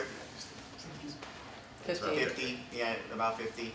And actually, that's it. That's really all we offer. Otherwise, it's fair game. So what if I print out like 11 by 17? That's fine. No, what is it now? 7 by 8? Or is No, it's 8.5 by 11. 8.5 by 11, right now. Yeah, so let's say this gets passed and I print out 11 by 17. Is that like cool using my own money to print 11 by 17? That's Well, the thing that we've been talking about, whether or not it's using outside money. Should let people know that. That's outside money's a big issue. next is Chris. I just want to know, I think, like, where are these guidelines going? Because everyone has to hand these candidacies, whatever, spelling is coming up. But they have to hand in these, forms. So how, like, where are they going to be posted, the guidelines on the SA website, I'm assuming? The idea is that, well, I'll let you speak. There will be some on the website, because we got to get that. But We have 5 minutes left. we put these on the form, so every candidate has to look at them, like as far as the major minor criteria, those kind of things are on the form, so everyone looks at it and they have to sign it, when they hand in the form. But as far as we're working the process, would go into the bylaws where it says constitution stuff. Yeah. Then it's not going to stay like that. But judicial boards, like that kind of stuff, the process of running the elections will be put into the Constitution. But also when you have that mandatory meeting with the VPAC, like before you start running, you're going to go through the bylaws and the rules and the guidelines of the election. Like, the candidacy form is going to be like a very brief, short thing. Yeah. But the guidelines are going to be within the Constitution and the bylaws that we're going to be explaining. And if you don't go to the meeting with the VPAC, it's going to be an issue of whether or not you should be running. Okay, and also, we should have, I think we should have, the J board's information and contact information and whatnot, just for candidates, like, to know where to report and how to report. Like, just so you don't have a bunch of, like, kids running up to Jordan and Carissa like, hey, they took down my flyers. Like, that's not their problem, like, that's J board's problem. So, I think we should definitely have their information up. And I agree with Bree and how we shouldn't regulate like how many flyers, like if they want 2 big ones, then they should get 2 big ones. If they want 50 regular ones, they should get 50 regular ones. Next. I have a question. With the whole, alright, so one statement I have is with the using outside money, I feel like you shouldn't limit someone if they want to spend their own money on something that they want to spend their money on, but you can limit how much they can invest into it. How do you track it? Huh? How do you track it? Well, based off, since you're tracking how many flyers you put out anyway, you might as well, on top of that, you track extra flyers after that. But you're, as of now, you're already getting an X amount that have to get Like stamped. you So if you, no, hold on. So if you buy more, you're already exceeding your limit. Yes. Now, if you say you're tracking how many flyers someone's gonna put out in general, right? With the number that you give us, right? Once they reach that limit, you will notify that person that they reached their limit, correct? It'd be, yeah, the J board and sauce office would know about it because they'd have a list. And then after they reach that limit, then you can track how much they use after that limit. You get what I'm saying? Because it won't be stamped. Well, it has to be. That's the problem But that it's running if into. you put it like on your door, on your front door, inside of your favorite professor's offices, like those don't have to be stamped. I'm just saying, those don't. And the second thing I had to say is that when you say you're limiting people resources and access to certain things, now I'm in GOP, right? So I can ask Tony to send out a blast email. Come on, though. Why are you Like, doing your own spot? no, I'm saying like I can ask Tony to send out a blast email saying that I'm running for this position. You should look into this. That's not Or if I, It doesn't say that there. Why are you bringing it up? I'm saying. Thanks. No, I'm asking.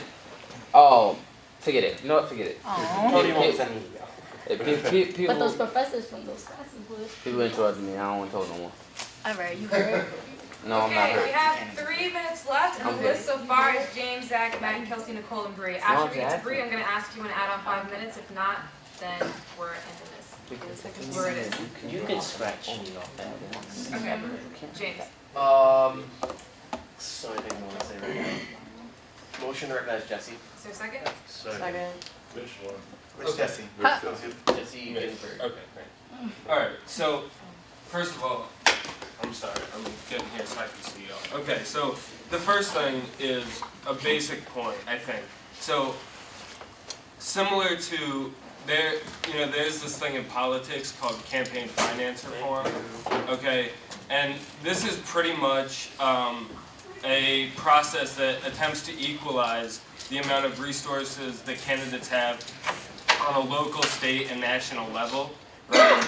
And it has a tremendous amount of support in the country, I think over 80%. So what I would propose is doing the equivalent of that on this campus. So Citizens United? Huh? Of Citizens United? No, campaign finance. So it has massive support throughout the country, right? And doing that on this campus, allowing people to have the same number of resources, the same number of flyers, would be tremendous in allowing in equalizing the playing field. Okay, that's point number one. Point number two is, well, now she's not here, but to address Kimberly's point of the intimidation and everything, a simple solution that is practiced by other schools, including SUNY Purchase, is to end the campaigning program, end campaigning when the election period starts. So we can have promotion, we can have the J board promote, table, etc., and say just vote, vote, vote, vote. But then no candidates will be tabling or allowed to table or anything like that if you end campaigning when the election period starts. So I think that is also tremendously valuable. Okay. A third point is I don't on this specifically, I don't like the major minor distinction because like it seems like according to this a candidate could put up if a candidate cheats, it's cheating. And I think that should call for them being dismissed or disqualified from the election. So I don't really understand the major minor thing, but it doesn't make a lot of sense to me. And my last point, and my final point here, is that I think this is good, and this might even be a lesser point, but I think still a valuable one, is adding or requiring candidates to get a certain number of signatures before they get on the ballot. So as of now, you just fill out the form and you're on the ballot. I think requiring people to get a certain number of signatures before they even get on the ballot, doesn't have to be high, 50 signatures, something like that, maybe more for e-board, right? Getting people to get signatures to get on the ballot would encourage people to work hard to get to the position, and then encourage people to work harder when they get in the position. It legitimizes it. It makes it something you have to work for, to be here for. Not that you don't have to when you campaign, but even more so, to get on the ballot, there should be, I think there should be some process and some work required to be able to get on the ballot. So that's my 4 points. Okay, next is Seth. Alright, well, there was a lot I was going to say in terms of what was brought up. I'm doing all these people, sorry. I'm doing all these people, and then when I hit the last, which is you, then I'm going to ask for 5 more minutes, and then we'll continue on if it's decided. Okay. So I'm not cutting anyone off. God, I want to recognize you guys, but I got a couple points to say. Yes, I agree with Jesse in terms of combating campaign finance. For example, if someone actually has a real job, like someone in this room does, they can buy as much advertising and campaign material as they want and just flyer the whole school if they wanted to. That's not right because that's taking advantage of the money that they're earning, and that's messed up. And if you don't think that's messed up, then you should watch the Citizen Koch thing. Because Koch brothers, they're some evil people, and they look like, there's a K. Point is, the more money you have shouldn't represent the amount of support and votes you should get. The amount of support and votes you should get is based off of merit. And that's what, honestly, elections should be, and that's what this bill and these guidelines are trying to institute. It's supposed to be a meritocracy, not like who has the most money. In terms of taking advantage of the resources that you have, I mean, isn't that something that we try to combat and deal with on campus all the time? Just like some people have other resources and others don't? Is that like the whole thing with privilege and everything? Or am I just missing the whole boat on that? Where if you have certain resources, it's not always right or morally acceptable to take advantage of the situations. What if those people don't have those opportunities or resources to take advantage of, but you do? I mean, I'll just say affirmative action. Just like that's my point in that regard. I mean, yes, I'm stepping on a lot of toes and saying a lot of touchy subjects, but at the same time, this is a debate that must be had because the elections right now, they're messed up. But I'm going to be willing to take the bullets and all the shots of getting something done because we need to make compromise on this and fix these damn elections. I'm at fault on it. A lot of people are at fault of taking advantage of this. So let's just fix it now and bite the bullet. We've all done it and just say we have all done it. Next is Kelsey, Nicole, Bree, and then that's the cutoff, and I'll ask for more time. Okay, so I was gonna say, I think that there should be like tabling allowed, but like not when it's election time, like not when you have a laptop in front of you. And also, I know when there's like the board of directors for NIPERG when they're running, it's like they follow the state guidelines, which is the person who's running has to be 100 feet away from like the ballot site or whatever. So I think that should be put into this as well. So you actually are like not allowed to be with the person while they're voting. Next is Nicole.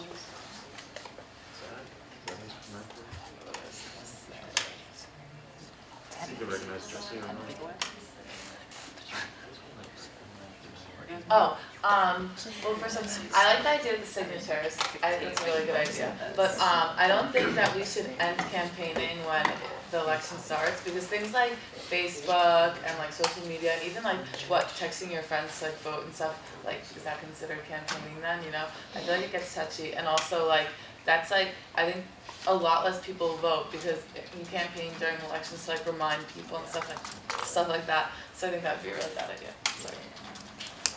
Great. Wow. Okay. Yeah, I had a lot of questions about that because really enforcing those rules, especially the one she mentioned about campaigning ending at the same time as voting beginning, as well as posters. Like, who's gonna like count the flyers and posters and stuff? Yeah. Sauce office is actually going. But okay, wait.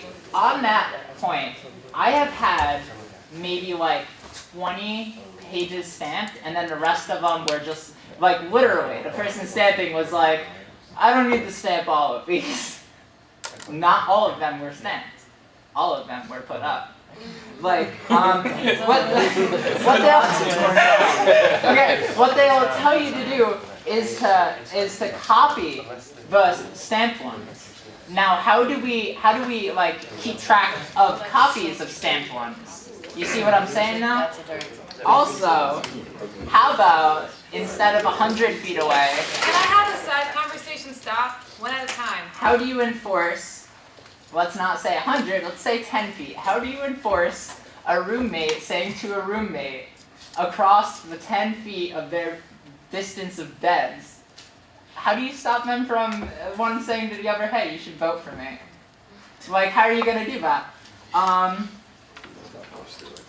But on a good note, I really did like the idea of signatures pre-candidacy. I really like the idea of people understanding canvassing and understanding like just presenting issues to people and getting used to just talking with people. It might be really interesting. We have a lot of international students that you might learn, you know, a word here or there, you know?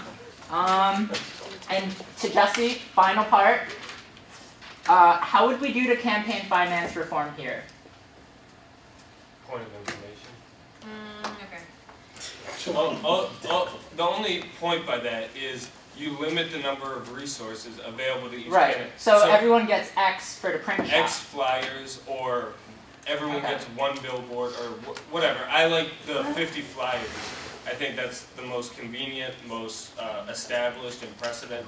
But yeah, pretty much everyone gets the same number I think of the issue resources. still comes to enforcing that. That's my last point, and I'm done. Thank you, James. Okay, so I'm going to call for a motion for an extension. Motion to extend for 5 minutes. Is there a second? Second. Are there any objections? Object. On what grounds? It should be 10 minutes. Oh my god. Let's send for another 5 minutes at the end of Is the there 5 another minutes. Nick? Motion to extend this conversation for 10 minutes. Is there a second? Second. Any objections? Oh my god, please no one say five. Okay, cool. Can I'll raise my hand first. 10 minutes I'm gonna add on. I made a list though, people put their hands up anyways. So, it was Darlene, Nick, James, Ricky, Kyra, and Zach. And, okay, Adrian, I'm adding to it. So, Darlene. Oh, here for 10 minutes. Right now. That's my thought, please answer. Gucci. Okay, well, with the whole guidelines, I don't think that we can enforce the rules with like if you cheat and then we're going to get a breach or something, because how are we supposed to, like, I think somebody mentioned it before, keep track of like these things, because I know when I was running for Senate and some of my cars were down and I don't know if to put them down, and then it's not a different way you can actually like report that, because when somebody's gonna come forward and like, oh hey, I took your thing down. So with that being said, I feel like that's unnecessary, it is there to look pretty. And then the other thing is, I feel like with the whole idea that it should be advertised more, because I feel like no one actually knows about it. I literally had to go to Hanford and walk around to every single person individual on the table, and then they each asked me what Senate is, and I actually had to explain to each person that I came to explain to them what Senate is. So with that being said, with the whole guideline thing, I think it should be a little more advertised to people, and I never even saw that when I was actually running for Senate. I never seen this, I never seen those roles. And so with that being said, I feel like it should be advertised more, more people need to know about it. and maybe possibly like. Side note, yeah, campaigning shouldn't just be signs, it should be talking to people, just saying. So don't rely just heavily just on making posters. We should be talking. But, Nick. What I was gonna say, first to go off with to talk about what Jesse said about the whole signatures. I disagree with that whole possible option, just with the simple fact that if you try to go up to people and ask them for signatures, that's also going to be a form of harassment. It's just like the same thing with Oscars. You're going to go up to people and you're going to be like, oh, can you sign this so I can run for this election? It's going to be the same thing. And nobody wants you to come up to them while they walk in the class. Can you sign this for me so I can run for this election? They're going to sign it just to ignore you. What? Like, that's how a lot of people do it. Exactly, but I'm saying it's annoying. But that's what we're talking about right now with the whole election guideline, like intimidation. Like people are gonna sign it because they don't want to be bothered by you. It's annoying to them. So if you're going up to them and be like, okay, you sign this. Yeah. That's. I'm just keeping it, just Nick's just talking and that's it. So you finish your point, Nick? Oh no, that's what Jesse was gonna say something to retaliate. I just want you to talk. Just Nick said it. Oh, okay. Yeah, that was it. That's all I said. Okay. Next is James. Okay. Before we get into resources, so Zach and Jordan, I would think it would be wise to like make an amendment to the Constitution because like we're talking about like the judicial board's involvement in this process. So I feel like it's good to have to be in there. Yeah, that's after the you decide. Yeah. Regarding resources, I've participated in enough campaigns. Most campaign material is stamped by student activities, and generally, they'll just keep stamping and stamping and stamping and stamping. So if you want to limit the kinds of resources candidates are using, flyers, leaflets, stickers, all of that can be stamped, and it has to be stamped.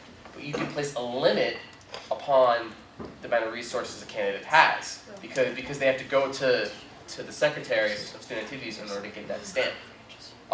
So that is a way to do that. If they're putting their own money into their campaign, they're getting billboards, they're getting more flyers, they're getting leaflets, they're getting physical things. You can't put a limit on social media. You obviously can't do that. You can't put a limit on word of mouth. You can put a limit on all those other things which can be stamped. So I feel like the power of that stamp can be used very effectively. Voter intimidation, I still would like a more clear definition of that. And I feel like we're talking a lot about like restrictions, but I feel like we're not. I would like to have a discussion of like how we try to get more students to vote as SA, whenever they're talking about voter mobilization, because that's the purpose of all these things that are wrong, is get more students to vote, because students just aren't voting. So I feel like you also gotta talk about that as well. So I'm not next is Ricky, then Kyra, then Zach, then Adriana, then Bree, then Sarah, then Alex. First I want a motion to recognize Jesse, then... You can only do one thing. Okay, Jesse. Second. Can I still talk after he talks? You can retract your motion this time. Pick that. I want to recognize Jesse. Second. Alright, to clarify, maybe the next time that you do want to do that, you say whatever you want to say and then make a motion following your statement. You can't do that. Oh, you can't do that here? Wow. Not assembly, man. But thank you. You can do that in assembly? They get crazy with that. You can do that in assembly. Really? It's crazy. So back to Jermaine's discussion. So I think what you guys are doing here is great, making guidelines. But I do want to recognize something, and I do want to entertain that one of you makes a motion to recognize Mike, because he's going to talk a little bit about some sort of policy that you could put in place to kind of limit or whatever he has to say, but to just go on the points on what's allowed and what's not allowed in your policy. I think that if you recognize the school's ruling on certain things, like for example, what they clarify as vandalism, littering, so forth, certain guidelines, for example, using Blackboard. If in the policy it states that you cannot use Blackboard for other purposes other than what it's intended for, by just stating that you're following the school's guidelines, you're already canceling that out.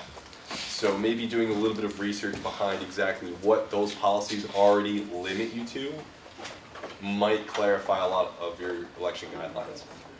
So that's just my my recommendation to you guys. It'll help you through the process. So.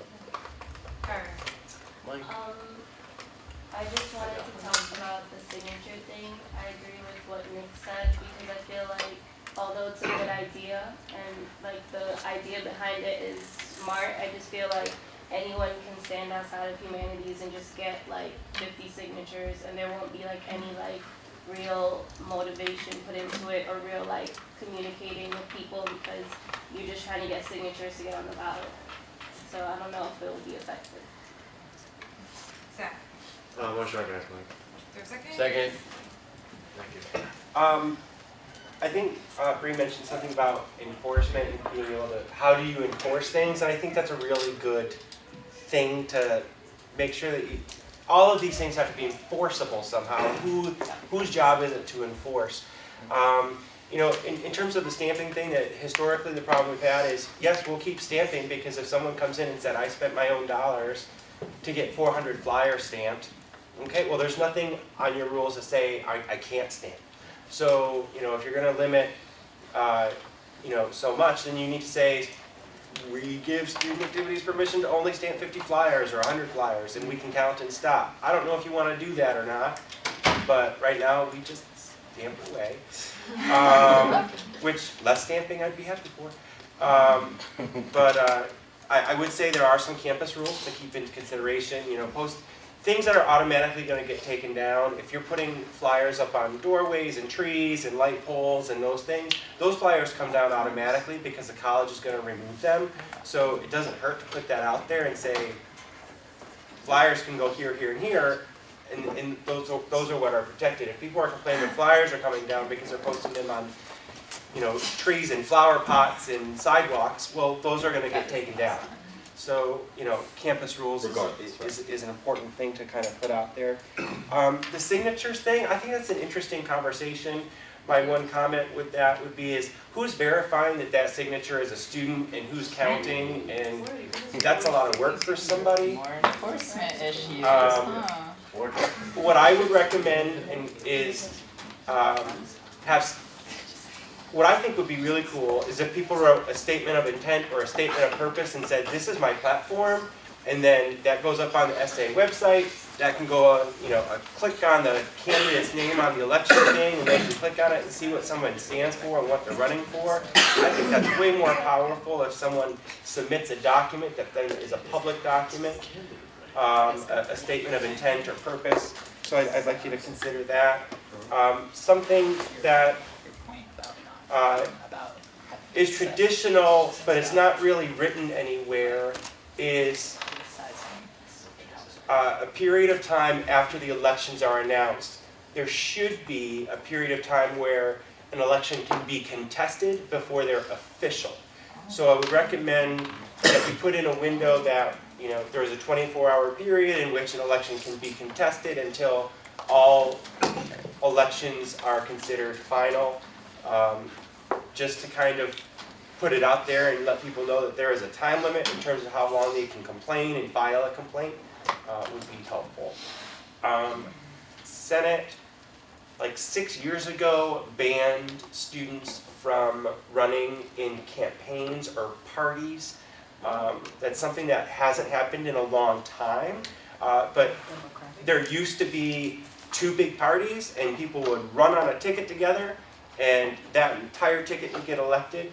And at some point in time, that was a rule, and some point in time that was banned, and some point in time that policy disappeared. The question is, are people allowed to campaign individually? Do you permit people to campaign collectively? I would advise against it. I think it's, you know, but I don't know. Something to Question, what were the name of the parties? That's what I want to They changed every semester. Well, can you give an example of like the name?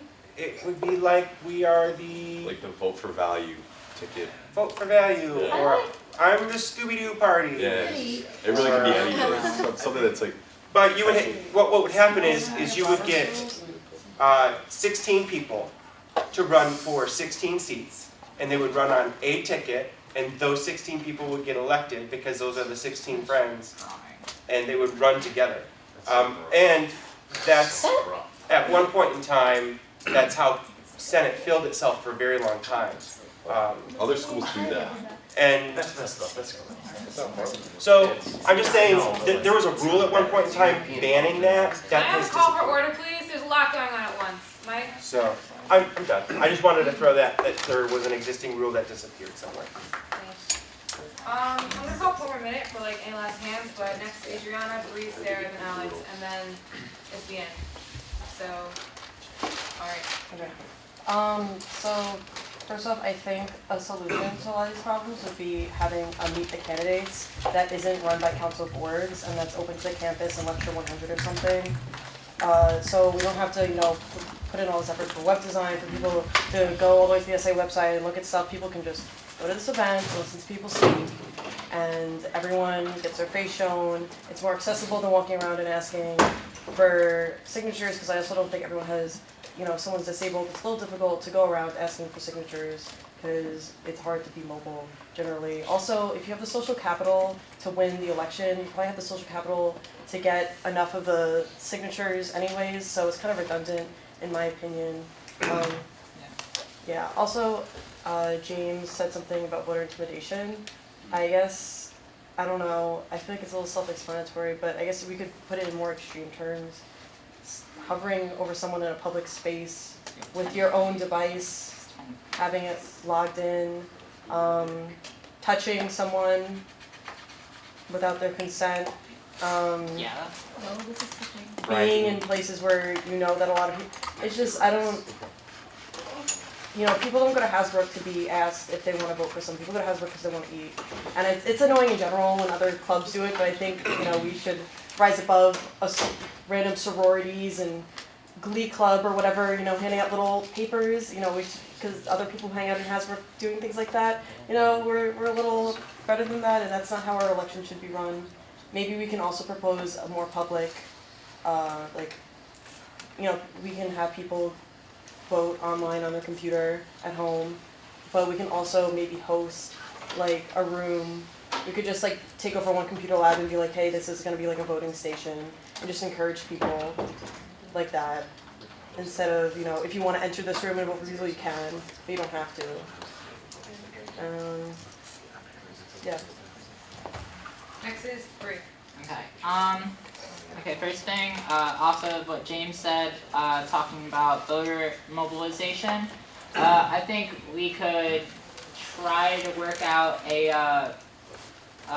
work on publicizing elections, working with RHSA more, getting Hall Gov to kind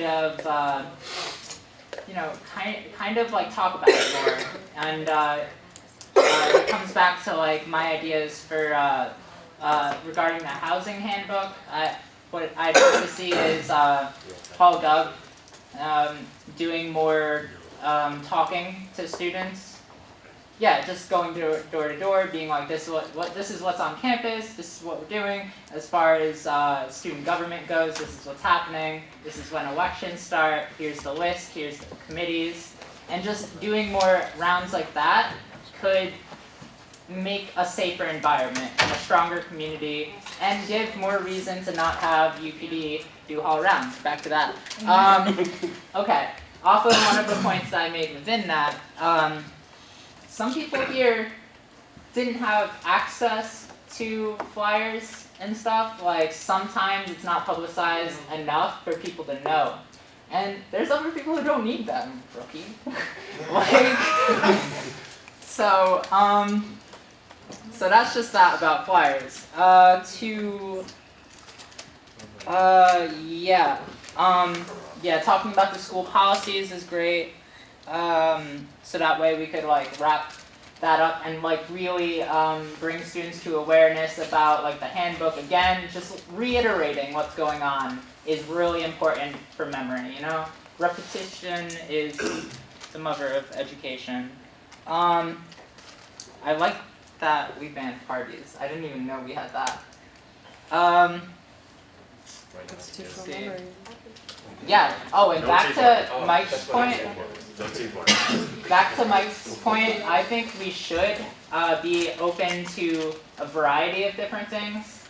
Like, we can have stickers stamped and such, so that'd be nice. I just love stickers. Next, Sarah and Alex. This is just in relation to what Mike was saying, like he said, if we look at campus policy and there's a limit on places where we can post things, like we can't post on trees or sidewalks or what have you. But I'm wondering if we could take that a step further and maybe define like what acceptable public spaces are, like there's a set number of bulletin boards, and that makes it easier for whoever's policing this to enforce it. And they can walk around and be like, okay, I'm gonna check this one in the sub, or I'm gonna check this one in this residence hall. And that those are the only acceptable places to post flyers. Like, that's existing already? I have a mix. Okay, Oh, alright. is bathrooms on that list? No. Bathrooms be put on that list. Figure something out. A public space, that's weird.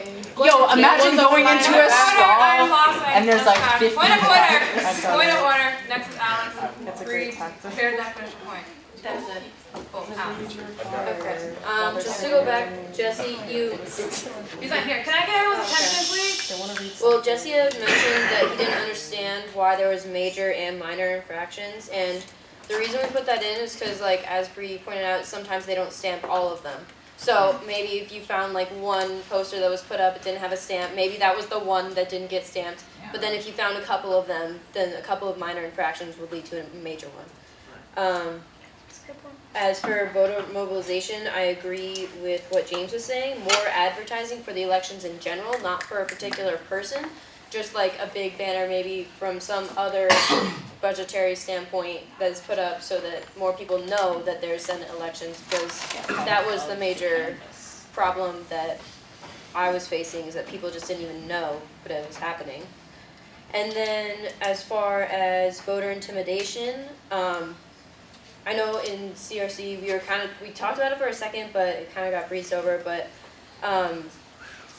I would just like to consider, rather than changing, trying to enforce a bunch of rules to like try and limit voter intimidation, just changing the process in which we vote. It used to not be online. It used to be you would have to go to a table and you would have to manually write it down, and it wouldn't be the senators telling you it was voting time. So then if we set up, it could still be electronic, but it could be from just specific computers at specific stations around campus where all the students would be walking around. And then you wouldn't be allowed, like, as a senator running, to be around those areas. Is my idea. Because then voter intimidation would would be like impossible. And that's it. That was the last person to go. Time is up.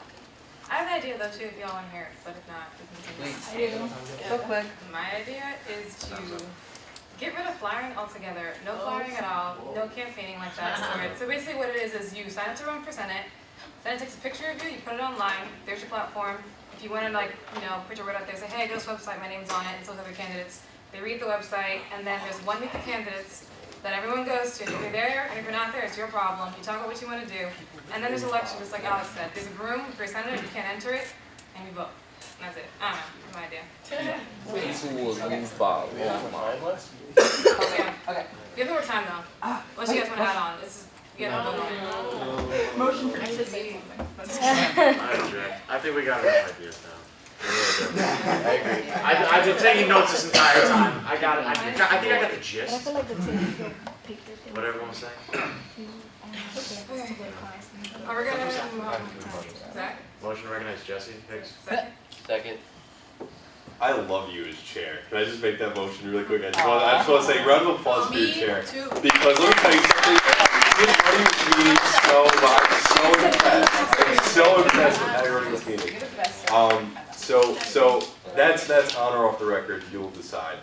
So my opinion is objective. You guys come up with whatever you want. I think your proposition does make sense in the fact that if we're going to be talking about how we're regulating exactly how we're posting things, if it's that much of a debacle, instead of discussing so much on how you're going to regulate it, you might as well eliminate it altogether and make the effectiveness of it. I just want to make a point that everybody's discussing on voter intimidation and so forth.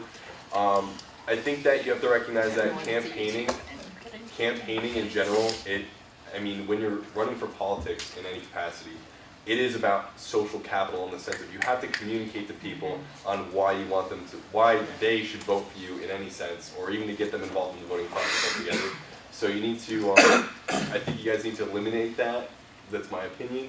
But I also think that, I don't know what you're experiencing in the past, but there's so much voter intimidation. I'm sorry to hear that. We'd have people with laptops in people's faces. That's a little rough. I think, again, I think you maybe regulate that to where if someone's found of that, they're disqualified. I think you'd eliminate that, but that's why we got more intimidation. Yeah, but I think you guys, if you're going to use flyers, I mean, you're utilizing what Mike had mentioned, that if you pass a rule that says you can only have a certain amount of items stamped, plus by including that you're following the school's guidelines and policies to begin with, I mean, you're pretty much eliminating everything you guys are discussing right now to knowledge. So instead of wasting time on it, I think you guys already have your minds made up. Just figure out what language you want to use. We're gonna move on. About the same thing or next? This is one last point. This literally like topic. Okay, I'll take Bree's last point too, and then we're gonna move on. And like let's say for example, Mike in the sauce office, since we're getting things stamped, maybe we should have a list of all the people running, and have it like, you know, where whoever's stamping it can see it. Oh, we do and that then already. you do that already? Yep. Oh. I put it right there so that way we know who all the candidates are, so that way we'll stamp them when they Yeah, come. so they can know like, 100, like cross them out. I don't know. Right. Yeah. I don't know. Yeah. Krista, your idea was great. I would love to see like a candidates corner on newpolitessay.com. That'd be so great. If we, like if we had like little pages that we could share and, you know, get the word about New Paltz Essay. Yeah. Alright, we're gonna move on. My question is. Your hands up? Yes, I Okay, Zach. Motion to take press cab off the agenda, just in terms of time. I mean, institutional memory, I don't see taking longer than like 5 to 10 minutes. I mean, it's Adrian. I said 10 minutes. It's too soon. Cool. Any objections? Okay. Who put it on the agenda? It was on, yeah. We're gonna talk about press cab, and talk about your reports. It was gonna take longer than 30 minutes. I think we should. Yeah. I don't want to talk about Well, the motion was through the You objection. have both. If you're Then making I'm motion again. Sorry, but I mean, that's something you could do. you have to talk to people. You want to, don't be intimidated. I gotta talk to people. Send it to the website. Okay. I guess we'll just go next session.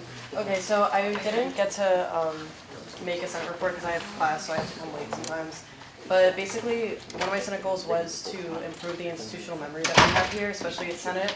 And I've thought of some ways to go about that. And I was thinking either put, besides like kind of going about this like more archival, like putting a section on the essay website for this, or maybe making it its own website, because I think being able to digitally access information would be really good.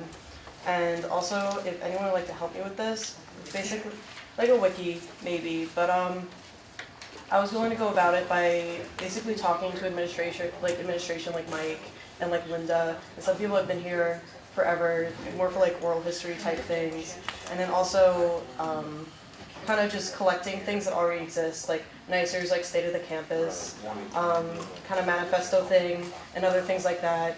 Archiving, you know, like the cyber activists like Facebook group chat that used to exist or used to be more active. Yeah.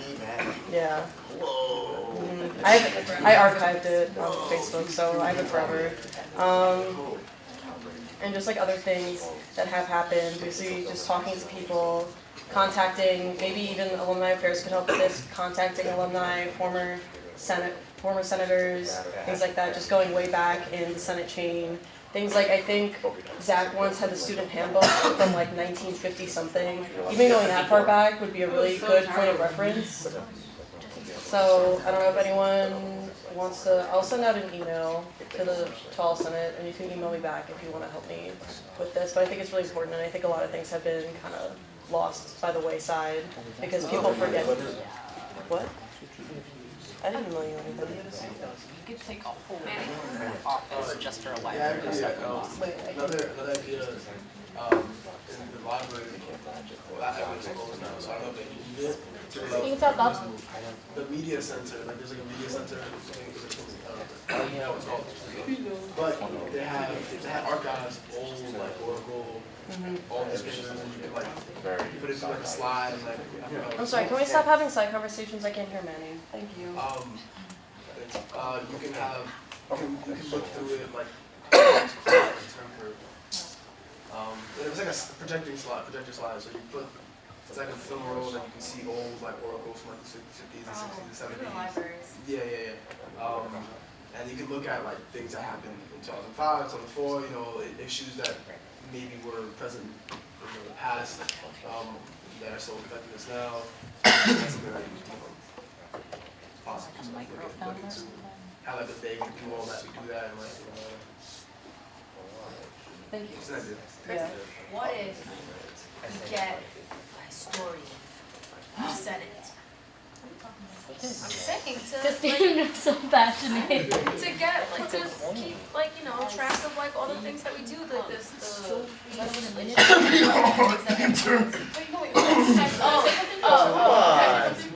you're gonna say. All right, motion. Oh, okay. Who else has a hand up? Nick. Who's gonna speak? Motion to recognize Goldie. Second. So me and Sal, we've been talking about getting interns. So we're looking into getting a digital media intern and a marketing and PR intern, 2 of each. And the marketing and PR intern, they'll be in charge of the bi-weekly newsletter that like is involved with our website now and the Facebook and our Twitter account. And then the digital media intern will document SA-funded club events and news and all that good stuff. This is a good one. I have a question. So like events, I was gonna say like events that are happening on that day, like on the Twitter, people will be notified like 8 p.m. And then like the newsletter, it's gonna be like bi-weekly, and you can like send out a blast to everyone who signed up about all the events coming up and the like essay events that are coming up in the following week. Ground up. Oh, I have a hand up over here. I don't know if it was booked. Oh, okay.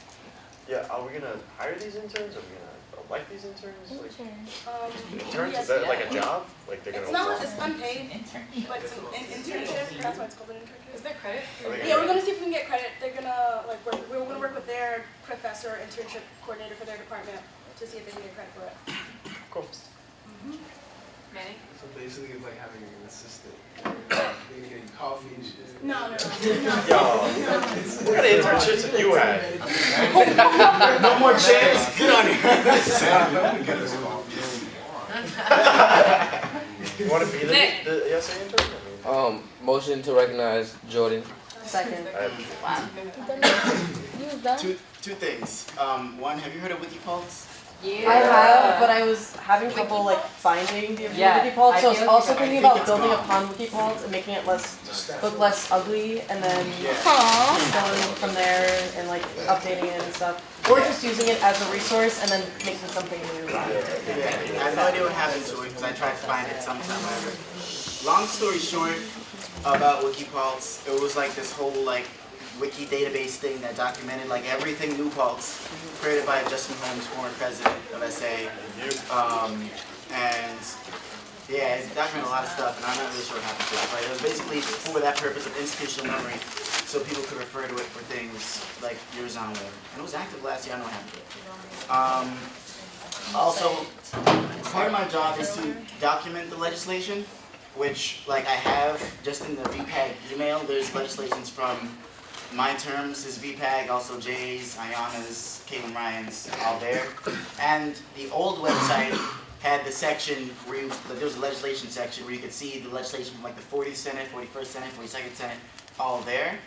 The further away we got from the dude who set that up, the less understanding, like it was hard to really get stuff. I'm not really sure how to get stuff on there. So I have things, but now we have the new website. So I don't really know exactly how to get everything on the new website, but all of it is in like these different essay emails.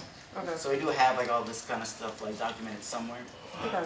Even like less formal like legislation, like even things like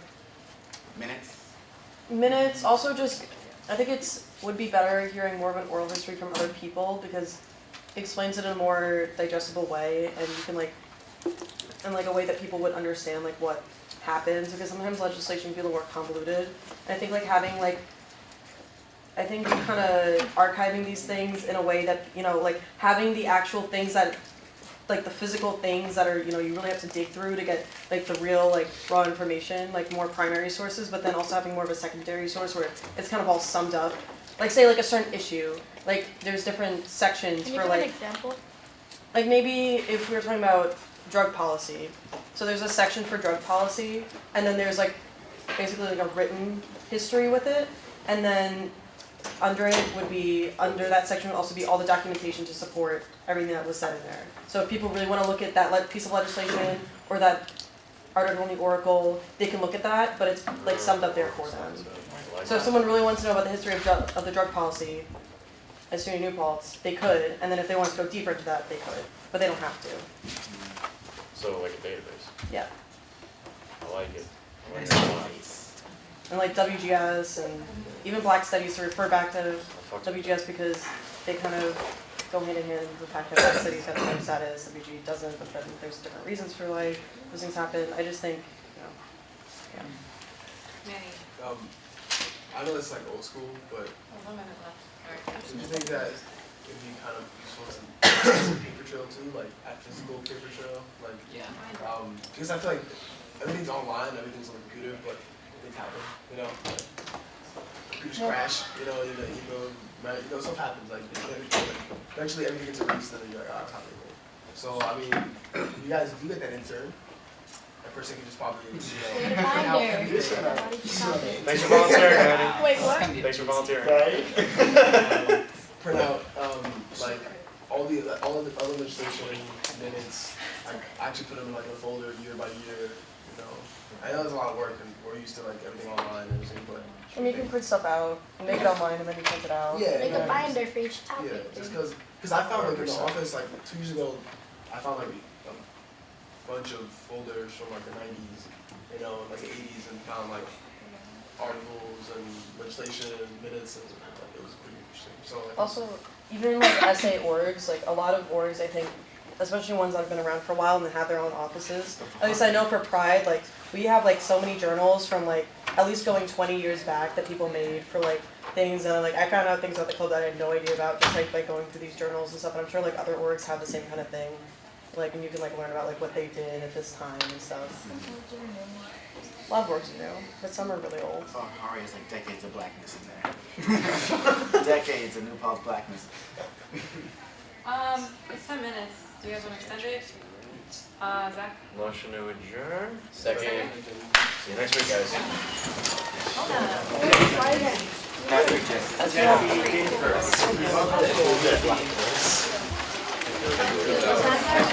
Do you think so? I'll take 2. Do it.